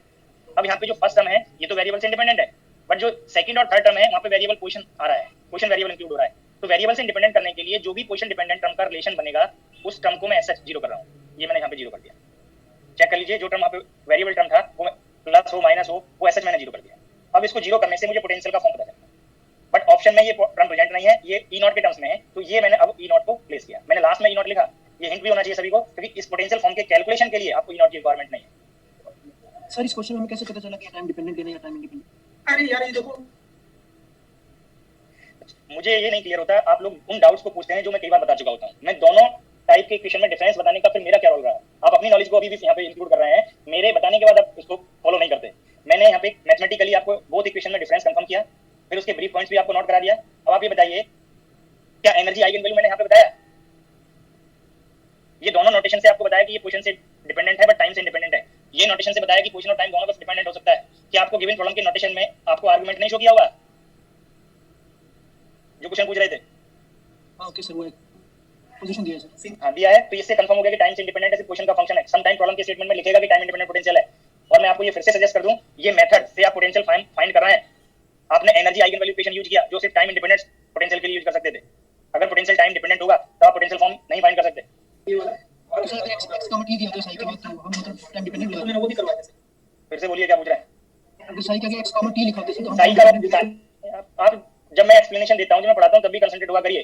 देखो जो आपके डाउट है उनको एलिमिनेट करने के लिए वो सारे नोटेशंस मैं बता चुका हूं। ये देखिए इस इक्वेशन को टाइम इंडिपेंडेंट लिखा है मैंने, यहाँ वेव फंक्शन में टी नहीं है, यहाँ पे मैंने साई टी लिखा है, आर टी, इसको भी मैंने टाइम इंडिपेंडेंट बताया। और शायद 3 to 4 टाइम्स मैंने ये हिंट कर दिया कि इस वेव फंक्शन में टाइम का कोई रोल नहीं है। आपको ये डिपेंडेंसी का डिफरेंस बताया मैंने पोटेंशियल से, आप अभी भी वेव फंक्शन पे कंसंट्रेट है।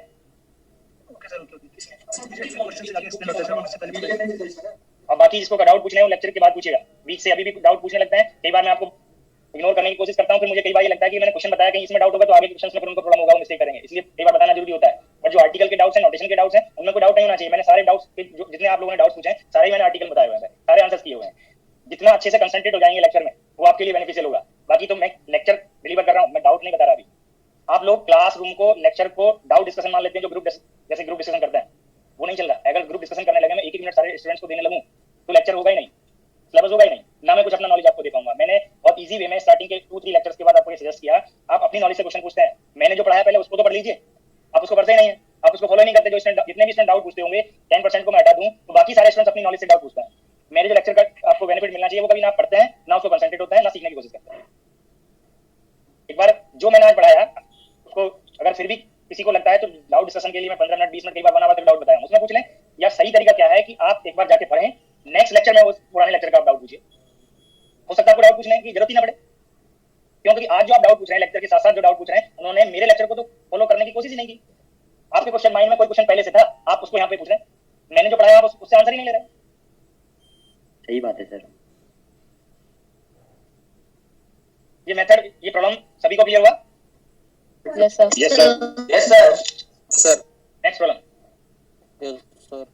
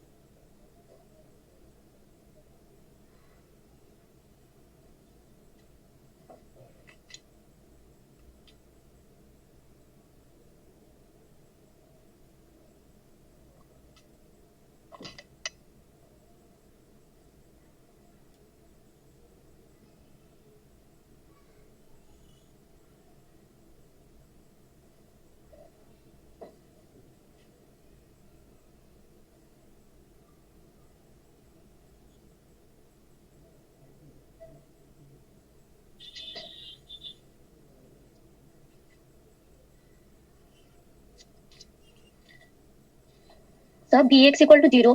हाँ जी, मैं डिस्कस कर रहा हूँ, आप जिनको डाउट हो, जिनका एसेस आपने फॉलो किया हो, कंपेयर करिए. The wave function of A particle moving in one dimensional time independent potential. अब प्रॉब्लम के स्टेटमेंट में मेंशन है time independent potential.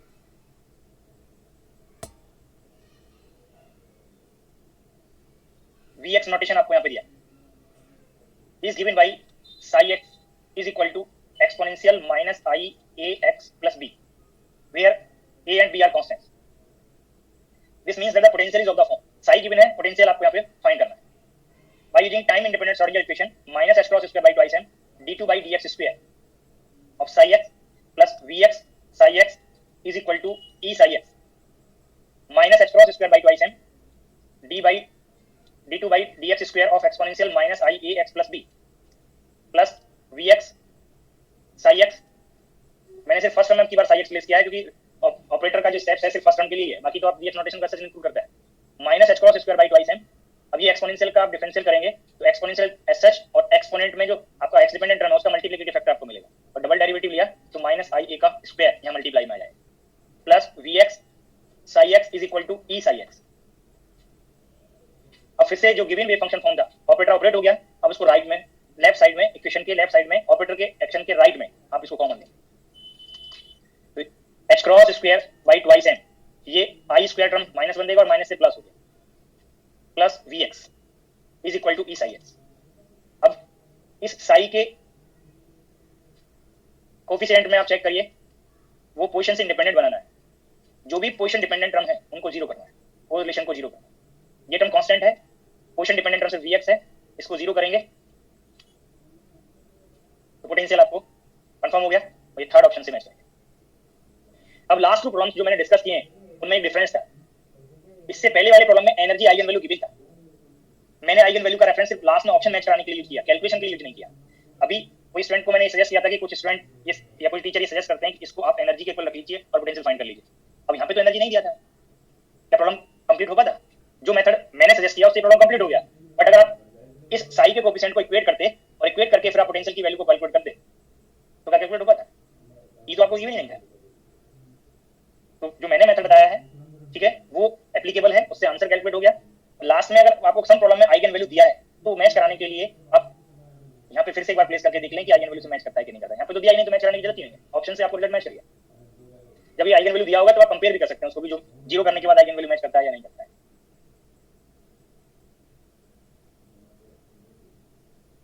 Next problem है पेज नंबर 11 पे 1. स्टेटमेंट रीड करेंगे तो आपको आंसर कंफर्म हो जाएगा.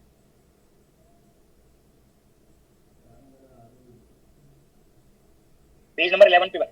The eigen function for Hamiltonian of a particle of mass m in one dimensional potential Vx is given by psi function of x is equal to a exponential of minus b x square by 2, where a and b are constants. It follows that आपको potential के लिए form find करना है. अगर आपको last problem से आप compare करें तो वेव फंक्शन में डिपेंडेंसीज मैच कर रही हैं, और मैच करने से ये कांस्टेंट चेंज होने से पोटेंशियल में डिपेंडेंसी आपको मैच करेगा. पोटेंशियल में डिपेंडेंसी मैच करेगा, ओनली ये कांस्टेंट चेंज हो सकता था. बट ऑप्शन फॉर्मेट पे जाएं, चाहे तो आप ये मेथड्स फॉलो करके एग्जैक्टली कांस्टेंट फाइंड भी कर सकते हैं. बट ऑप्शन फॉर्मेट में vx कांस्टेंट है, vx x स्क्वायर के प्रोपोर्शनल है, vx x क्यूब के प्रोपोर्शनल है, vx 1/x के प्रोपोर्शनल है. तो ये डिपेंडेंसी आपको एक ही ऑप्शन में मैच करता है. अगर एक से ज्यादा ऑप्शन में मैच करता है तो आप फिर से मेथड फॉलो करते और ये मल्टीप्लिकेटिव फैक्टर भी करेक्टली फाइंड कर सकते हैं, जो यहाँ पे रिक्वायर्ड नहीं है. तो आप मैंने जो लास्ट प्रॉब्लम डिस्कस किया है इससे आप ये फैक्टर कुछ भी आए, ओनली x पे डिपेंडेंसी x स्क्वायर बनेगा, वो आपको ऑप्शन में फाइंड होगा. चाहे तो आप ये रिपीट करके चेक भी कर लें. बट मैंने लास्ट प्रॉब्लम को रेफरेंस लेके इस पर्टिकुलर 12 पेज पे 9 प्रॉब्लम को रेफरेंस लेके ये प्रॉब्लम आपको करें. Next problem,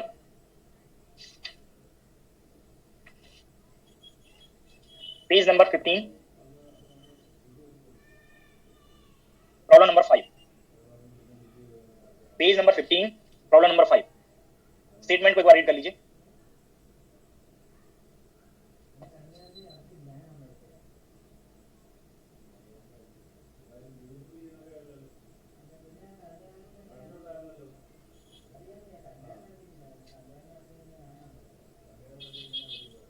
If psi x is equal to a exponential of minus x power 4 is the eigen function of a one dimensional Hamiltonian with eigenvalue 0, the potential Vx in units h cross is equal to twice m is equal to 1। इस unit में आपको potential form find करना है। तो last to problem के similar problem है, wave function form modify होने से पोटेंशियल फॉर्म मॉडिफाई होगा। क्या फॉर्म बनेगा वो भी कैलकुलेट करना है, ये यूनिट में आपको रिजल्ट फाइंड करना है। तो फिर से टाइम इंडिपेंडेंट श्रोडिंगर इक्वेशन आप यूज करेंगे, minus h cross square by twice m, और जैसे ही ये रिजल्ट यहाँ पे प्लेस किया श्रोडिंगर इक्वेशन में, h क्रॉस को 1 करेंगे ये फैक्टर 1 हो गया, 2m को 1 करेंगे ये फैक्टर 1 हो गया, minus d2 by dx square. तो इस यूनिट में काइनेटिक एनर्जी ऑपरेटर का फॉर्म आपको पता चल गया, minus d2 by dx square, psi x plus vx psi x is equal to e psi x। अब आपको साई x गिवन है, अब आपको ये इस इक्वेशन में प्लेस करने के लिए इसका डबल डेरिवेटिव चाहिए। मैं पहले first order derivative of Sai x find कर रहा हूँ, d by dx of given wave function psi x a exponential minus x power 4, a constant exponential as such, और एक्सपोनेंट का डिफरेंशियल किया तो minus 4x cube. Double derivative करेंगे तो यहाँ पे ये टर्म कांस्टेंट, एक्सपोनेंशियल का डिफरेंशियल करेंगे, एक्सपोनेंशियल एज सच, एक्सपोनेंट का जब डिफरेंशियल करेंगे तो सेम कंडीशन बनेगा, ये टर्म का स्क्वायर हो गया, माइनस 4x क्यूब स्क्वायर। अब ये term constant a exponential minus x power 4, अब ये टर्म का डिफरेंशियल करेंगे तो माइनस 12x स्क्वायर। तो यहाँ पे आपको ये डिफरेंशिएशन कंफर्म हो गया। अब इस इक्वेशन में प्लेस करते हैं तो माइनस ये term minus 4x cube square, ये टर्म को कॉमन ले रहा है, minus 12x square plus vx a exponential minus x power 4 is equal to e psi x। तो ये माइनस को इनसाइड में मल्टीप्लाई कराएंगे तो ये टर्म प्लस हो जाएगा, 12x square minus 16x power 6 plus vx psi x is equal to e psi x। अब यहाँ पे साई का जो कोफिशिएंट है, जो भी उसमें वेरिएबल टर्म्स हैं उनको जीरो कर दीजिए, और जब जीरो करेंगे तो 12x square minus 16x power 6 plus vx is equal to 0, then vx is equal to 16x power 6 minus 12x square. D option से मैच कर जाएगा। तो सिमिलर प्रॉब्लम है, जो भी मैंने आपको मेथड सजेस्ट किया, लास्ट टू प्रॉब्लम डिस्कस किए, सिमिलर प्रॉब्लम यहाँ पे है, ओनली वेव फंक्शन में डिपेंडेंसी चेंज होने से पोटेंशियल का आपको फॉर्म फाइंड हो गया, जो लास्ट टू प्रॉब्लम्स में पोटेंशियल का फॉर्म था उससे डिफरेंट है। तो कैसे प्रॉब्लम फाइंड करना है, अगर साई गिवन होगा पोटेंशियल फाइंड करने के लिए, वो आपको यहाँ पे मेथड कंफर्म हो गया। नेक्स्ट प्रॉब्लम है पेज नंबर 13 पे प्रॉब्लम नंबर 15। प्रॉब्लम में एक माइनर मॉडिफिकेशन है, मेथड में कोई चेंज नहीं होगा, बट प्रॉब्लम का स्टेटमेंट अगर आप रीड करें तो प्रॉब्लम में एक माइनर चेंज है। पेज नंबर 13 प्रॉब्लम नंबर 15, एक बार स्टेटमेंट को रीड करेंगे।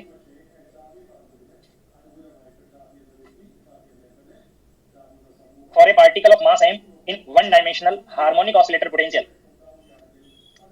of the form Vx is equal to half m omega square x square।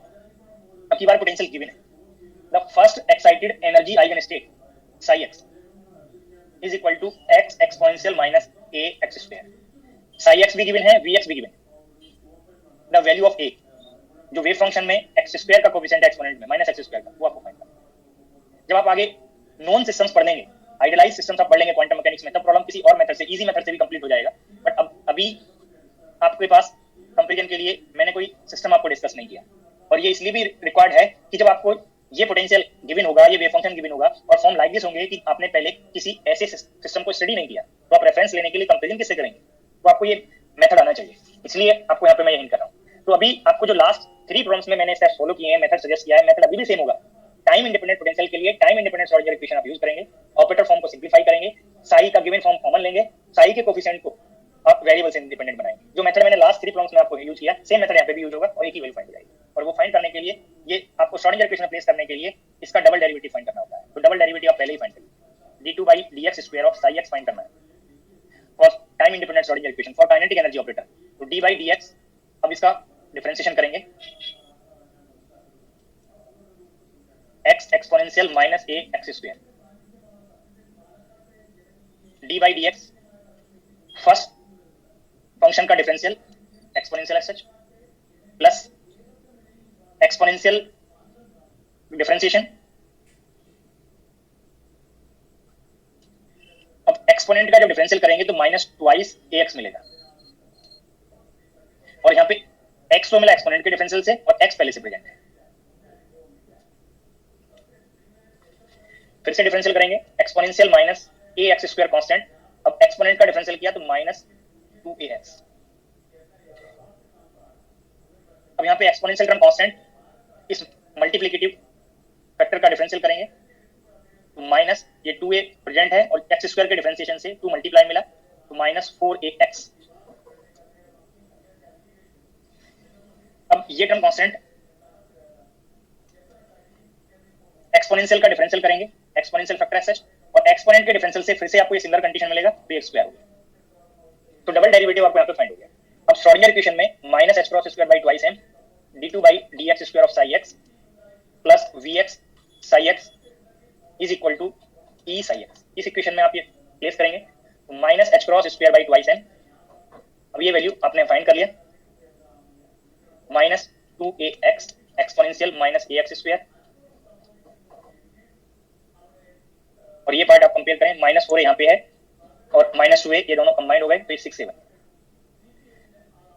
Plus 4a² x⁴ exponential -ax² plus vx x exponential -ax² is equal to e psi x। अब operator operate हो गए। अब given wave function form आपको ये common लेना है, जैसे ही common लेंगे वो psi x बन जाएगा। अब यहाँ पे ये vx, ये फॉर्म आपको गिवन है, यहाँ पे प्लेस कर सकते हैं। ये टर्म h×2/2m, ये माइनस प्लस 6a, ये टर्म कॉमन है, प्लस 4a² x³ मिस्टेक हो रहा है क्या सर? ऊपर वाले सर, हां यहाँ x क्यूब आएगा, यहाँ पे मिस्टेक आएगा सर, ये क्यूब आएगा, ये टर्म का स्क्वायर x³, 4a² x³ और x एक्सपोनेंशियल फैक्टर कॉमन लिया तो ये स्क्वायर बना, प्लस हाफ, इस पोटेंशियल की फॉर्म प्लेस कर रहे हैं, half m ω² x² is equal to e psi x। अब यहां से आप कंपेयर करें, जो वेरिएबल टर्म है, टर्म यहाँ पे एक फैक्टर छूटा है, ये -h×2/2m। अब साई का कोफिशिएंट वेरिएबल से इंडिपेंडेंट करना है तो ये टर्म को 0 करें। सिमिलर मेथड जो आपको पोटेंशियल की फॉर्म फाइंड करने के लिए यूज किया, सिमिलर मेथड यहाँ पे यूज करना है, -h×2/2m 4a² x² plus half m ω² x² यानी 0 कर दिया, h×2 a², ये 4 टाइम्स इक्वलिटी के अनदर साइड लेके तो साइन एडजस्ट हो गया, half m ω² x² cancel out हो गया, a² वैल्यू m² ω², ये 2 एडजस्ट हो गया बाई 4h×2। अब यहाँ से ये टर्म को आप नोट कर सकते हैं, m ω/2h×2।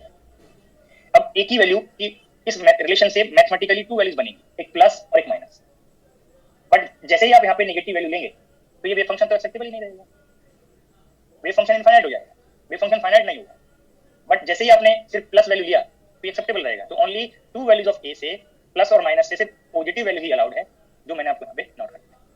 अब आप ये ऑप्शन में कंपेयर कर लीजिए, थर्ड ऑप्शन कर, आप step by step all steps को कंपेयर करिए। तो जो लास्ट प्रॉब्लम्स में मेथड मैंने टाइम इंडिपेंडेंट श्रोडिंगर इक्वेशन को यूज करके बताया, वही मेथड यूज किया, बट प्रॉब्लम में आप चेक कर लीजिए, ए वैल्यू कैलकुलेट हुआ है, पोटेंशियल गिवन था, साई गिवन था, ए वैल्यू कैलकुलेट हुआ, तो इसी सेम मेथड को आप आगे यूज कर सकते हैं। बट अगर मैं ये आपको ये हिंट नहीं करता कि वेरिएबल को 0 करना है, वेरिएबल पार्ट को यहाँ से एक्सक्लूड करना है, 0 करना है, तो शायद आप कभी ये मेथड को आप यूज ही नहीं कर पाते, क्योंकि कंपेयर करने के लिए एनर्जी आपको यहाँ पे नहीं है। जब तक आप आर्टिकल नहीं पढ़ लेंगे, सिस्टम नहीं स्टडी कर लेंगे इस पर्टिकुलर पोटेंशियल फॉर्म के लिए, तब तक आप प्रॉब्लम को कंप्लीट भी नहीं कर सकते। बट जो मैंने मेथड सजेस्ट किया उससे प्रॉब्लम आपको कंप्लीट हो। Next problem,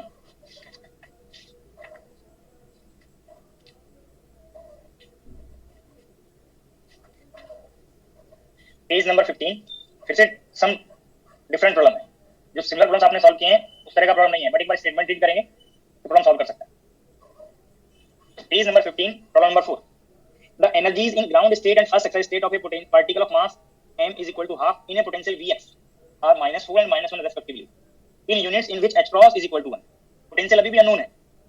Then if corresponding wave functions are related by psi1x is equal to psi0 sin hyperbolic x, then ground state eigen function. देखो अभी भी टाइम इंडिपेंडेंट श्रोडिंगर इक्वेशन का application आपको करना है. टू डिफरेंट स्टेट्स के लिए energy eigen values दी हुई है. तो जो लास्ट प्रॉब्लम्स आपने सॉल्व किए वहां पे जो मेथड है उससे थोड़ा डिफरेंट स्टेप्स फॉलो करने पड़ेंगे. प्रॉब्लम अभी भी कंप्लीट हो जाएगा क्योंकि पोटेंशियल अभी भी टाइम से इंडिपेंडेंट है. तो ये प्रॉब्लम यहां पे डिस्कस करते हैं. जैसे ही आप सेम यूनिट लेंगे h क्रॉस इक्वल्स 1 और m इज हाफ, तो श्रोडिंगर इक्वेशन में जो काइनेटिक एनर्जी ऑपरेटर है वो -d2/dx² में कन्वर्ट हो जाएगा. तो -d2/dx² of psi x plus v function of x psi function of x is equal to e psi x. अब ये इक्वेशन को अगर आप यूज करें फॉर ग्राउंड स्टेट, तो ग्राउंड स्टेट वेव फंक्शन का नोटेशन और ये आइगन वैल्यू आप प्लेस कर सकते हैं. -d2/dx² of psi0x, this is the notation for ground state energy eigen function. vx sh psi0x is equal to energy, और energy आपको ग्राउंड स्टेट के लिए गिवन है -4. सिमिलर इक्वेशन को आप फर्स्ट स्टेट के लिए यूज करेंगे. Energy eigen function notation psi1 आप प्लेस करेंगे. But corresponding energy is -1. ये आपको टू इक्वेशंस श्रोडिंगर इक्वेशन के रिगार्डिंग आपको कंफर्म हो गई. और psi1 psi0 का आपको रिलेशन दिया हुआ. psi1x is psi0x sin hyperbolic x. अब ये psi1 के प्लेस पे सेकंड इक्वेशन में प्लेस कर देंगे. तो -d2/dx² ऑफ psi1 ये आपको फाइंड करना है. बट आप पहले आप first order derivative of psi1 find कर लें. सेकंड ऑर्डर डेरिवेटिव फाइंड करके इस इक्वेशन में प्लेस करते हैं. तो d/dx of psi1 d/dx of psi0 function of x sin hyperbolic x. psi0 constant, sin hyperbolic का differential cos hyperbolic x plus sin hyperbolic x constant differential of psi0. ये differentiation by part से to term बने. Double derivative के लिए आपको फिर से यहाँ पे डिफरेंशियल करना है. इस टर्म का डिफरेंशियल करना है. तो फर्स्ट टर्म ये टर्म का डिफरेंशियल करेंगे psi0 constant, sin cos hyperbolic x का डिफरेंशियल sin hyperbolic x. अब cos hyperbolic x कांस्टेंट ये टर्म का डिफरेंशियल करेंगे d psi0/dx. अब इस टर्म का डिफरेंशियल करेंगे तो ये term constant d psi0/dx constant और sin hyperbolic x का डिफरेंशियल किया तो cos hyperbolic x, तो ट्वाइस हो गया. अब यहाँ पे sin hyperbolic x constant d psi0/dx का डिफरेंशियल करेंगे तो यहाँ पे सेकंड ऑर्डर डेरिवेटिव आएगा. तो आपको double derivative of psi1 confirm हो गया. अब आप यहाँ से क्योंकि आपको psi0 का फॉर्म फाइंड करना है तो ये सेकंड इक्वेशन भी psi0 में कन्वर्ट हो गया और ये फर्स्ट इक्वेशन भी psi0 में है. आपको psi0 का फॉर्म फाइंड करना है तो vx वैल्यू, vx की आपको फॉर्म रिक्वायर्ड होगा इस पार्ट से vx को एलिमिनेट करने के. तो यहाँ से आप vx psi0 फाइंड कर सकते हैं. vx psi0 can be written as d2/dx² of psi0x minus 4 psi0x. यहाँ पे आप प्लेस करें सेकंड इक्वेशन में, माइनस मल्टीप्लाई करेंगे तो minus psi0x sin hyperbolic x plus 2 cos hyperbolic x d psi0/dx plus sin hyperbolic x d2 psi0/dx². ये term की value आपको यहाँ पे नोट होगी.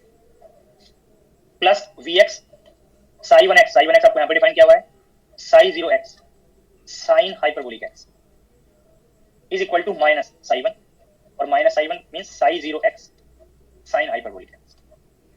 अब आपको यहाँ पे ये टर्म और ये टर्म सेम है, कैंसिल आउट हो गए. Minus 2 cos hyperbolic x d psi0/dx minus sin hyperbolic x d2 psi0/dx². अब ये vx की फॉर्म, vx psi0 की फॉर्म जो आपको यहाँ पे बताया हुआ है ये फाइंड कर यहाँ पे प्लेस करेंगे प्लस d2 psi0/dx². अब यहाँ पे sin hyperbolic x मल्टीप्लाई कर रहे हैं, ऑपरेटर पहले ही ऑपरेट हो चुका है, ओनली मल्टीप्लाई कर रहे हैं sin hyperbolic x. तो d2 psi0/dx² minus 4 psi0x sin hyperbolic x is equal to 0. ये vx psi0 का फॉर्म प्लेस किया है, ये टर्म को मैंने कैंसिल आउट किया है, ये आपको रिजल्ट बनता है. अब आप यहाँ पे कंपेयर करें, ये टर्म कैंसिल आउट हो रहा है. जो रिमेनिंग टर्म होंगे उनको मैं नेक्स्ट पेज पे नोट कर रहा हूँ. 1 और 2 मिनट थोड़ा पेशेंस रखेंगे, प्रॉब्लम को मैं कंप्लीट कर रहा हूँ. तो एक तो ये टर्म प्रेजेंट होगा और एक ये टर्म प्रेजेंट होगा. Minus 2 cos hyperbolic x d psi0/dx is equal to minus another side plus हो गया 4 psi0x sin hyperbolic x. अब ये इक्वेशन को कंपेयर करें, this is first order differential equation.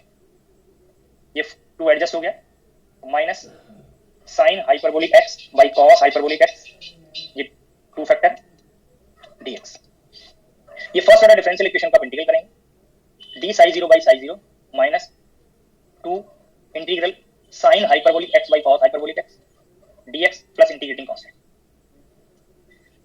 ये इंटीग्रल करेंगे तो ln ऑफ साई 0 माइनस 2, ये टर्म का इंटीग्रल करेंगे तो डिनोमिनेटर का लॉग फाइंड होगा, और ये लॉग डिपेंडेंसी से इस कांस्टेंट को मैंने किसी अनदर कांस्टेंट का लॉग फंक्शन कंसीडर कर लिया।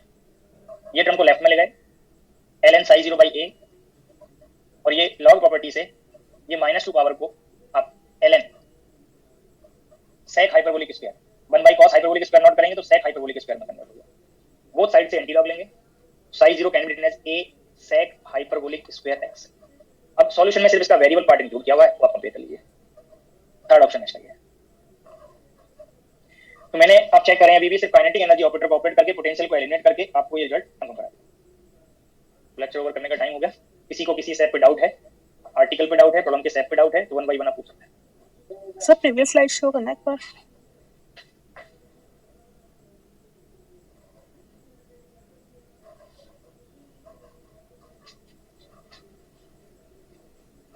Okay sir, thank you. हो गया सर सेकंड लास्ट स्टेप कैसे आया वो समझा दो एक बार।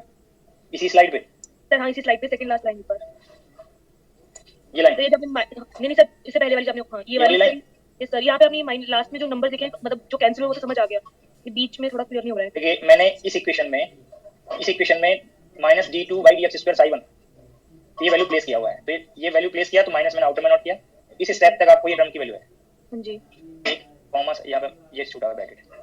अब vx एस सच है, यस सर, साई 1 की फॉर्म को ये प्लेस किया, सर ये टर्म आपको नोट किया। अब राइट साइड में साई 1 है, मैंने साई 1 का फॉर्म प्लेस कर दिया है, तो ये टर्म कैंसिल आउट हो रहे हैं। बाकी पार्ट को मैंने यहाँ पे प्लेस किया है और vx साई 0x की वैल्यू फर्स्ट इक्वेशन से यहाँ पे प्लेस कर दिया। vx साई 0, अच्छा सर मैंने लिखा नहीं है वो ऊपर वाला, ठीक है सर, ओके आगे समझ गया। और पूछना है किसी को? सर फर्स्ट स्लाइड को दीजिए। फर्स्ट स्लाइड तो मैं स्लाइड से स्टार्टिंग तक जा रहा हूँ, जिसको जो रिक्वायर्ड हो वो आप देख लीजिएगा। सर एक बार 6 पे स्टॉप कर देना।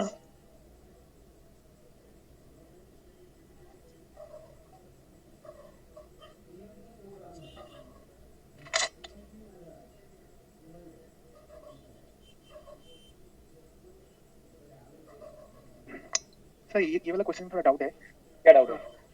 काइनेटिक एनर्जी आप half p square by 2m से निकल सकते हैं ना, तो cp क्यों इसके? आपने स्टार्टिंग के लेक्चर्स मेरे अटेंड किए हैं या नहीं? मैंने आपको लास्ट लेक्चर में भी ये हिंट किया कि जब तक आपको ये कंफर्म ना हो कि केस रिलेटिविस्टिक है नॉन रिलेटिविस्टिक है, आप हाफ एम स्क्वायर सिर्फ नॉन रिलेटिविस्टिक में यूज करते हैं, तो क्या यहाँ पे कट आएगा?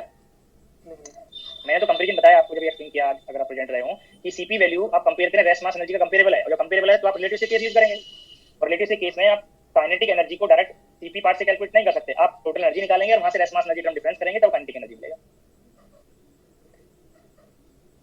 अगर केस नॉन रिलेटिविस्टिक होता तब आप हाफ एम स्क्वायर यूज कर लेते या p स्क्वायर बाय 2 यूज कर लेते। सर एक चीज पूछना था। हाँ जी सर, पेज नंबर 15 में 15 का जो 13 का प्रॉब्लम आपने कराया, स्लाइड नंबर 15 पे जो कुछ नहीं स्लाइड नंबर 15 नहीं, page number 13 problem 15, page number 13 problem number इसका पहला प्रॉब्लम 3। हाँ जी इसका प्रॉब्लम सर, इसमें क्वेश्चन में जो दिया था फर्स्ट एनर्जी आइगन स्टेट, तो अगर हार्मोनिक ऑसिलेटर का हम लोग वो आप बार-बार डाउट नहीं पूछिए, क्वेश्चन नहीं पूछिए, डाउट नहीं है ये। जब आपको आगे हार्मोनिक ऑसिलेटर में डिस्कस कर दूंगा तो ये जो 3 प्रॉब्लम्स मैंने डिस्कस किए हैं, जब मैं आर्टिकल्स डिस्कस कर दूंगा तो मैंने कॉमन सेंटेंस बोला कि आप उन आर्टिकल को रेफरेंस लेके कंपैरिजन कर सकते हैं। कंपेयर करेंगे तो ये मेथड की जरूरत नहीं है, बट मेथड पढ़ाना इसलिए जरूरी है, आपको 4-5 आइडियलाइज्ड सिस्टम्स बुकना पड़ता है। जब आपको ये वेव फंक्शन का फॉर्म ऐसा दिया होगा जो किसी नॉन सिस्टम से मैच नहीं करता, तब आप कंपेयर कैसे करोगे बताओ? आपके पास मेथड नहीं होगा, मैंने मेथड बता दिया, इससे आप फॉलो कर सकते हो। क्लियर हुआ? एकदम सर, ओके थैंक यू। और पूछना है किसी को? Excuse me sir. हाँ जी सर वो स्क्रोडिंगर इक्वेशन सेकंड स्लाइड जाइए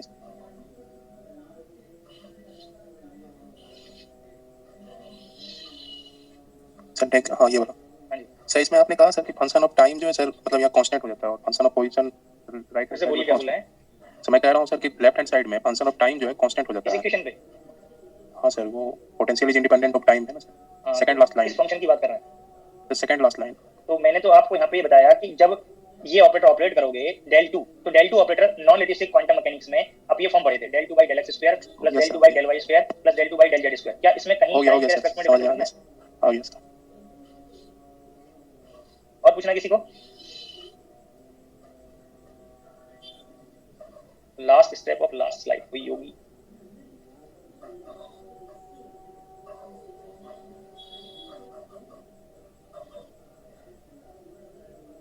ये cos हाइपरबोलिक को इस लॉग प्रॉपर्टी से ln of 1 by cos hyperbolic square note करेंगे और 1 by cos hyperbolic square sec hyperbolic square होता है।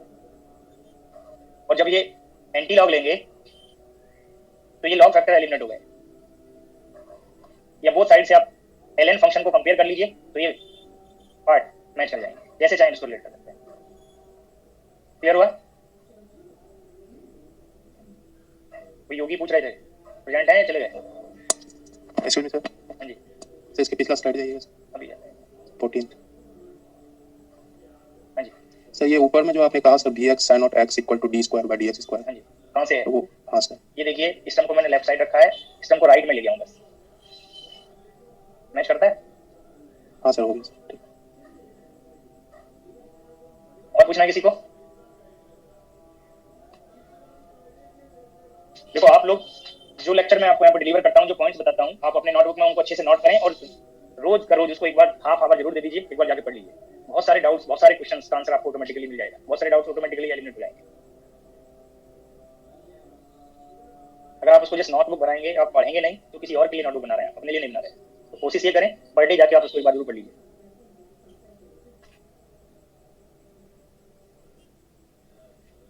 मैं एग्जिट कर रहा हूँ, अगर नहीं पूछा है तो। Thank you sir.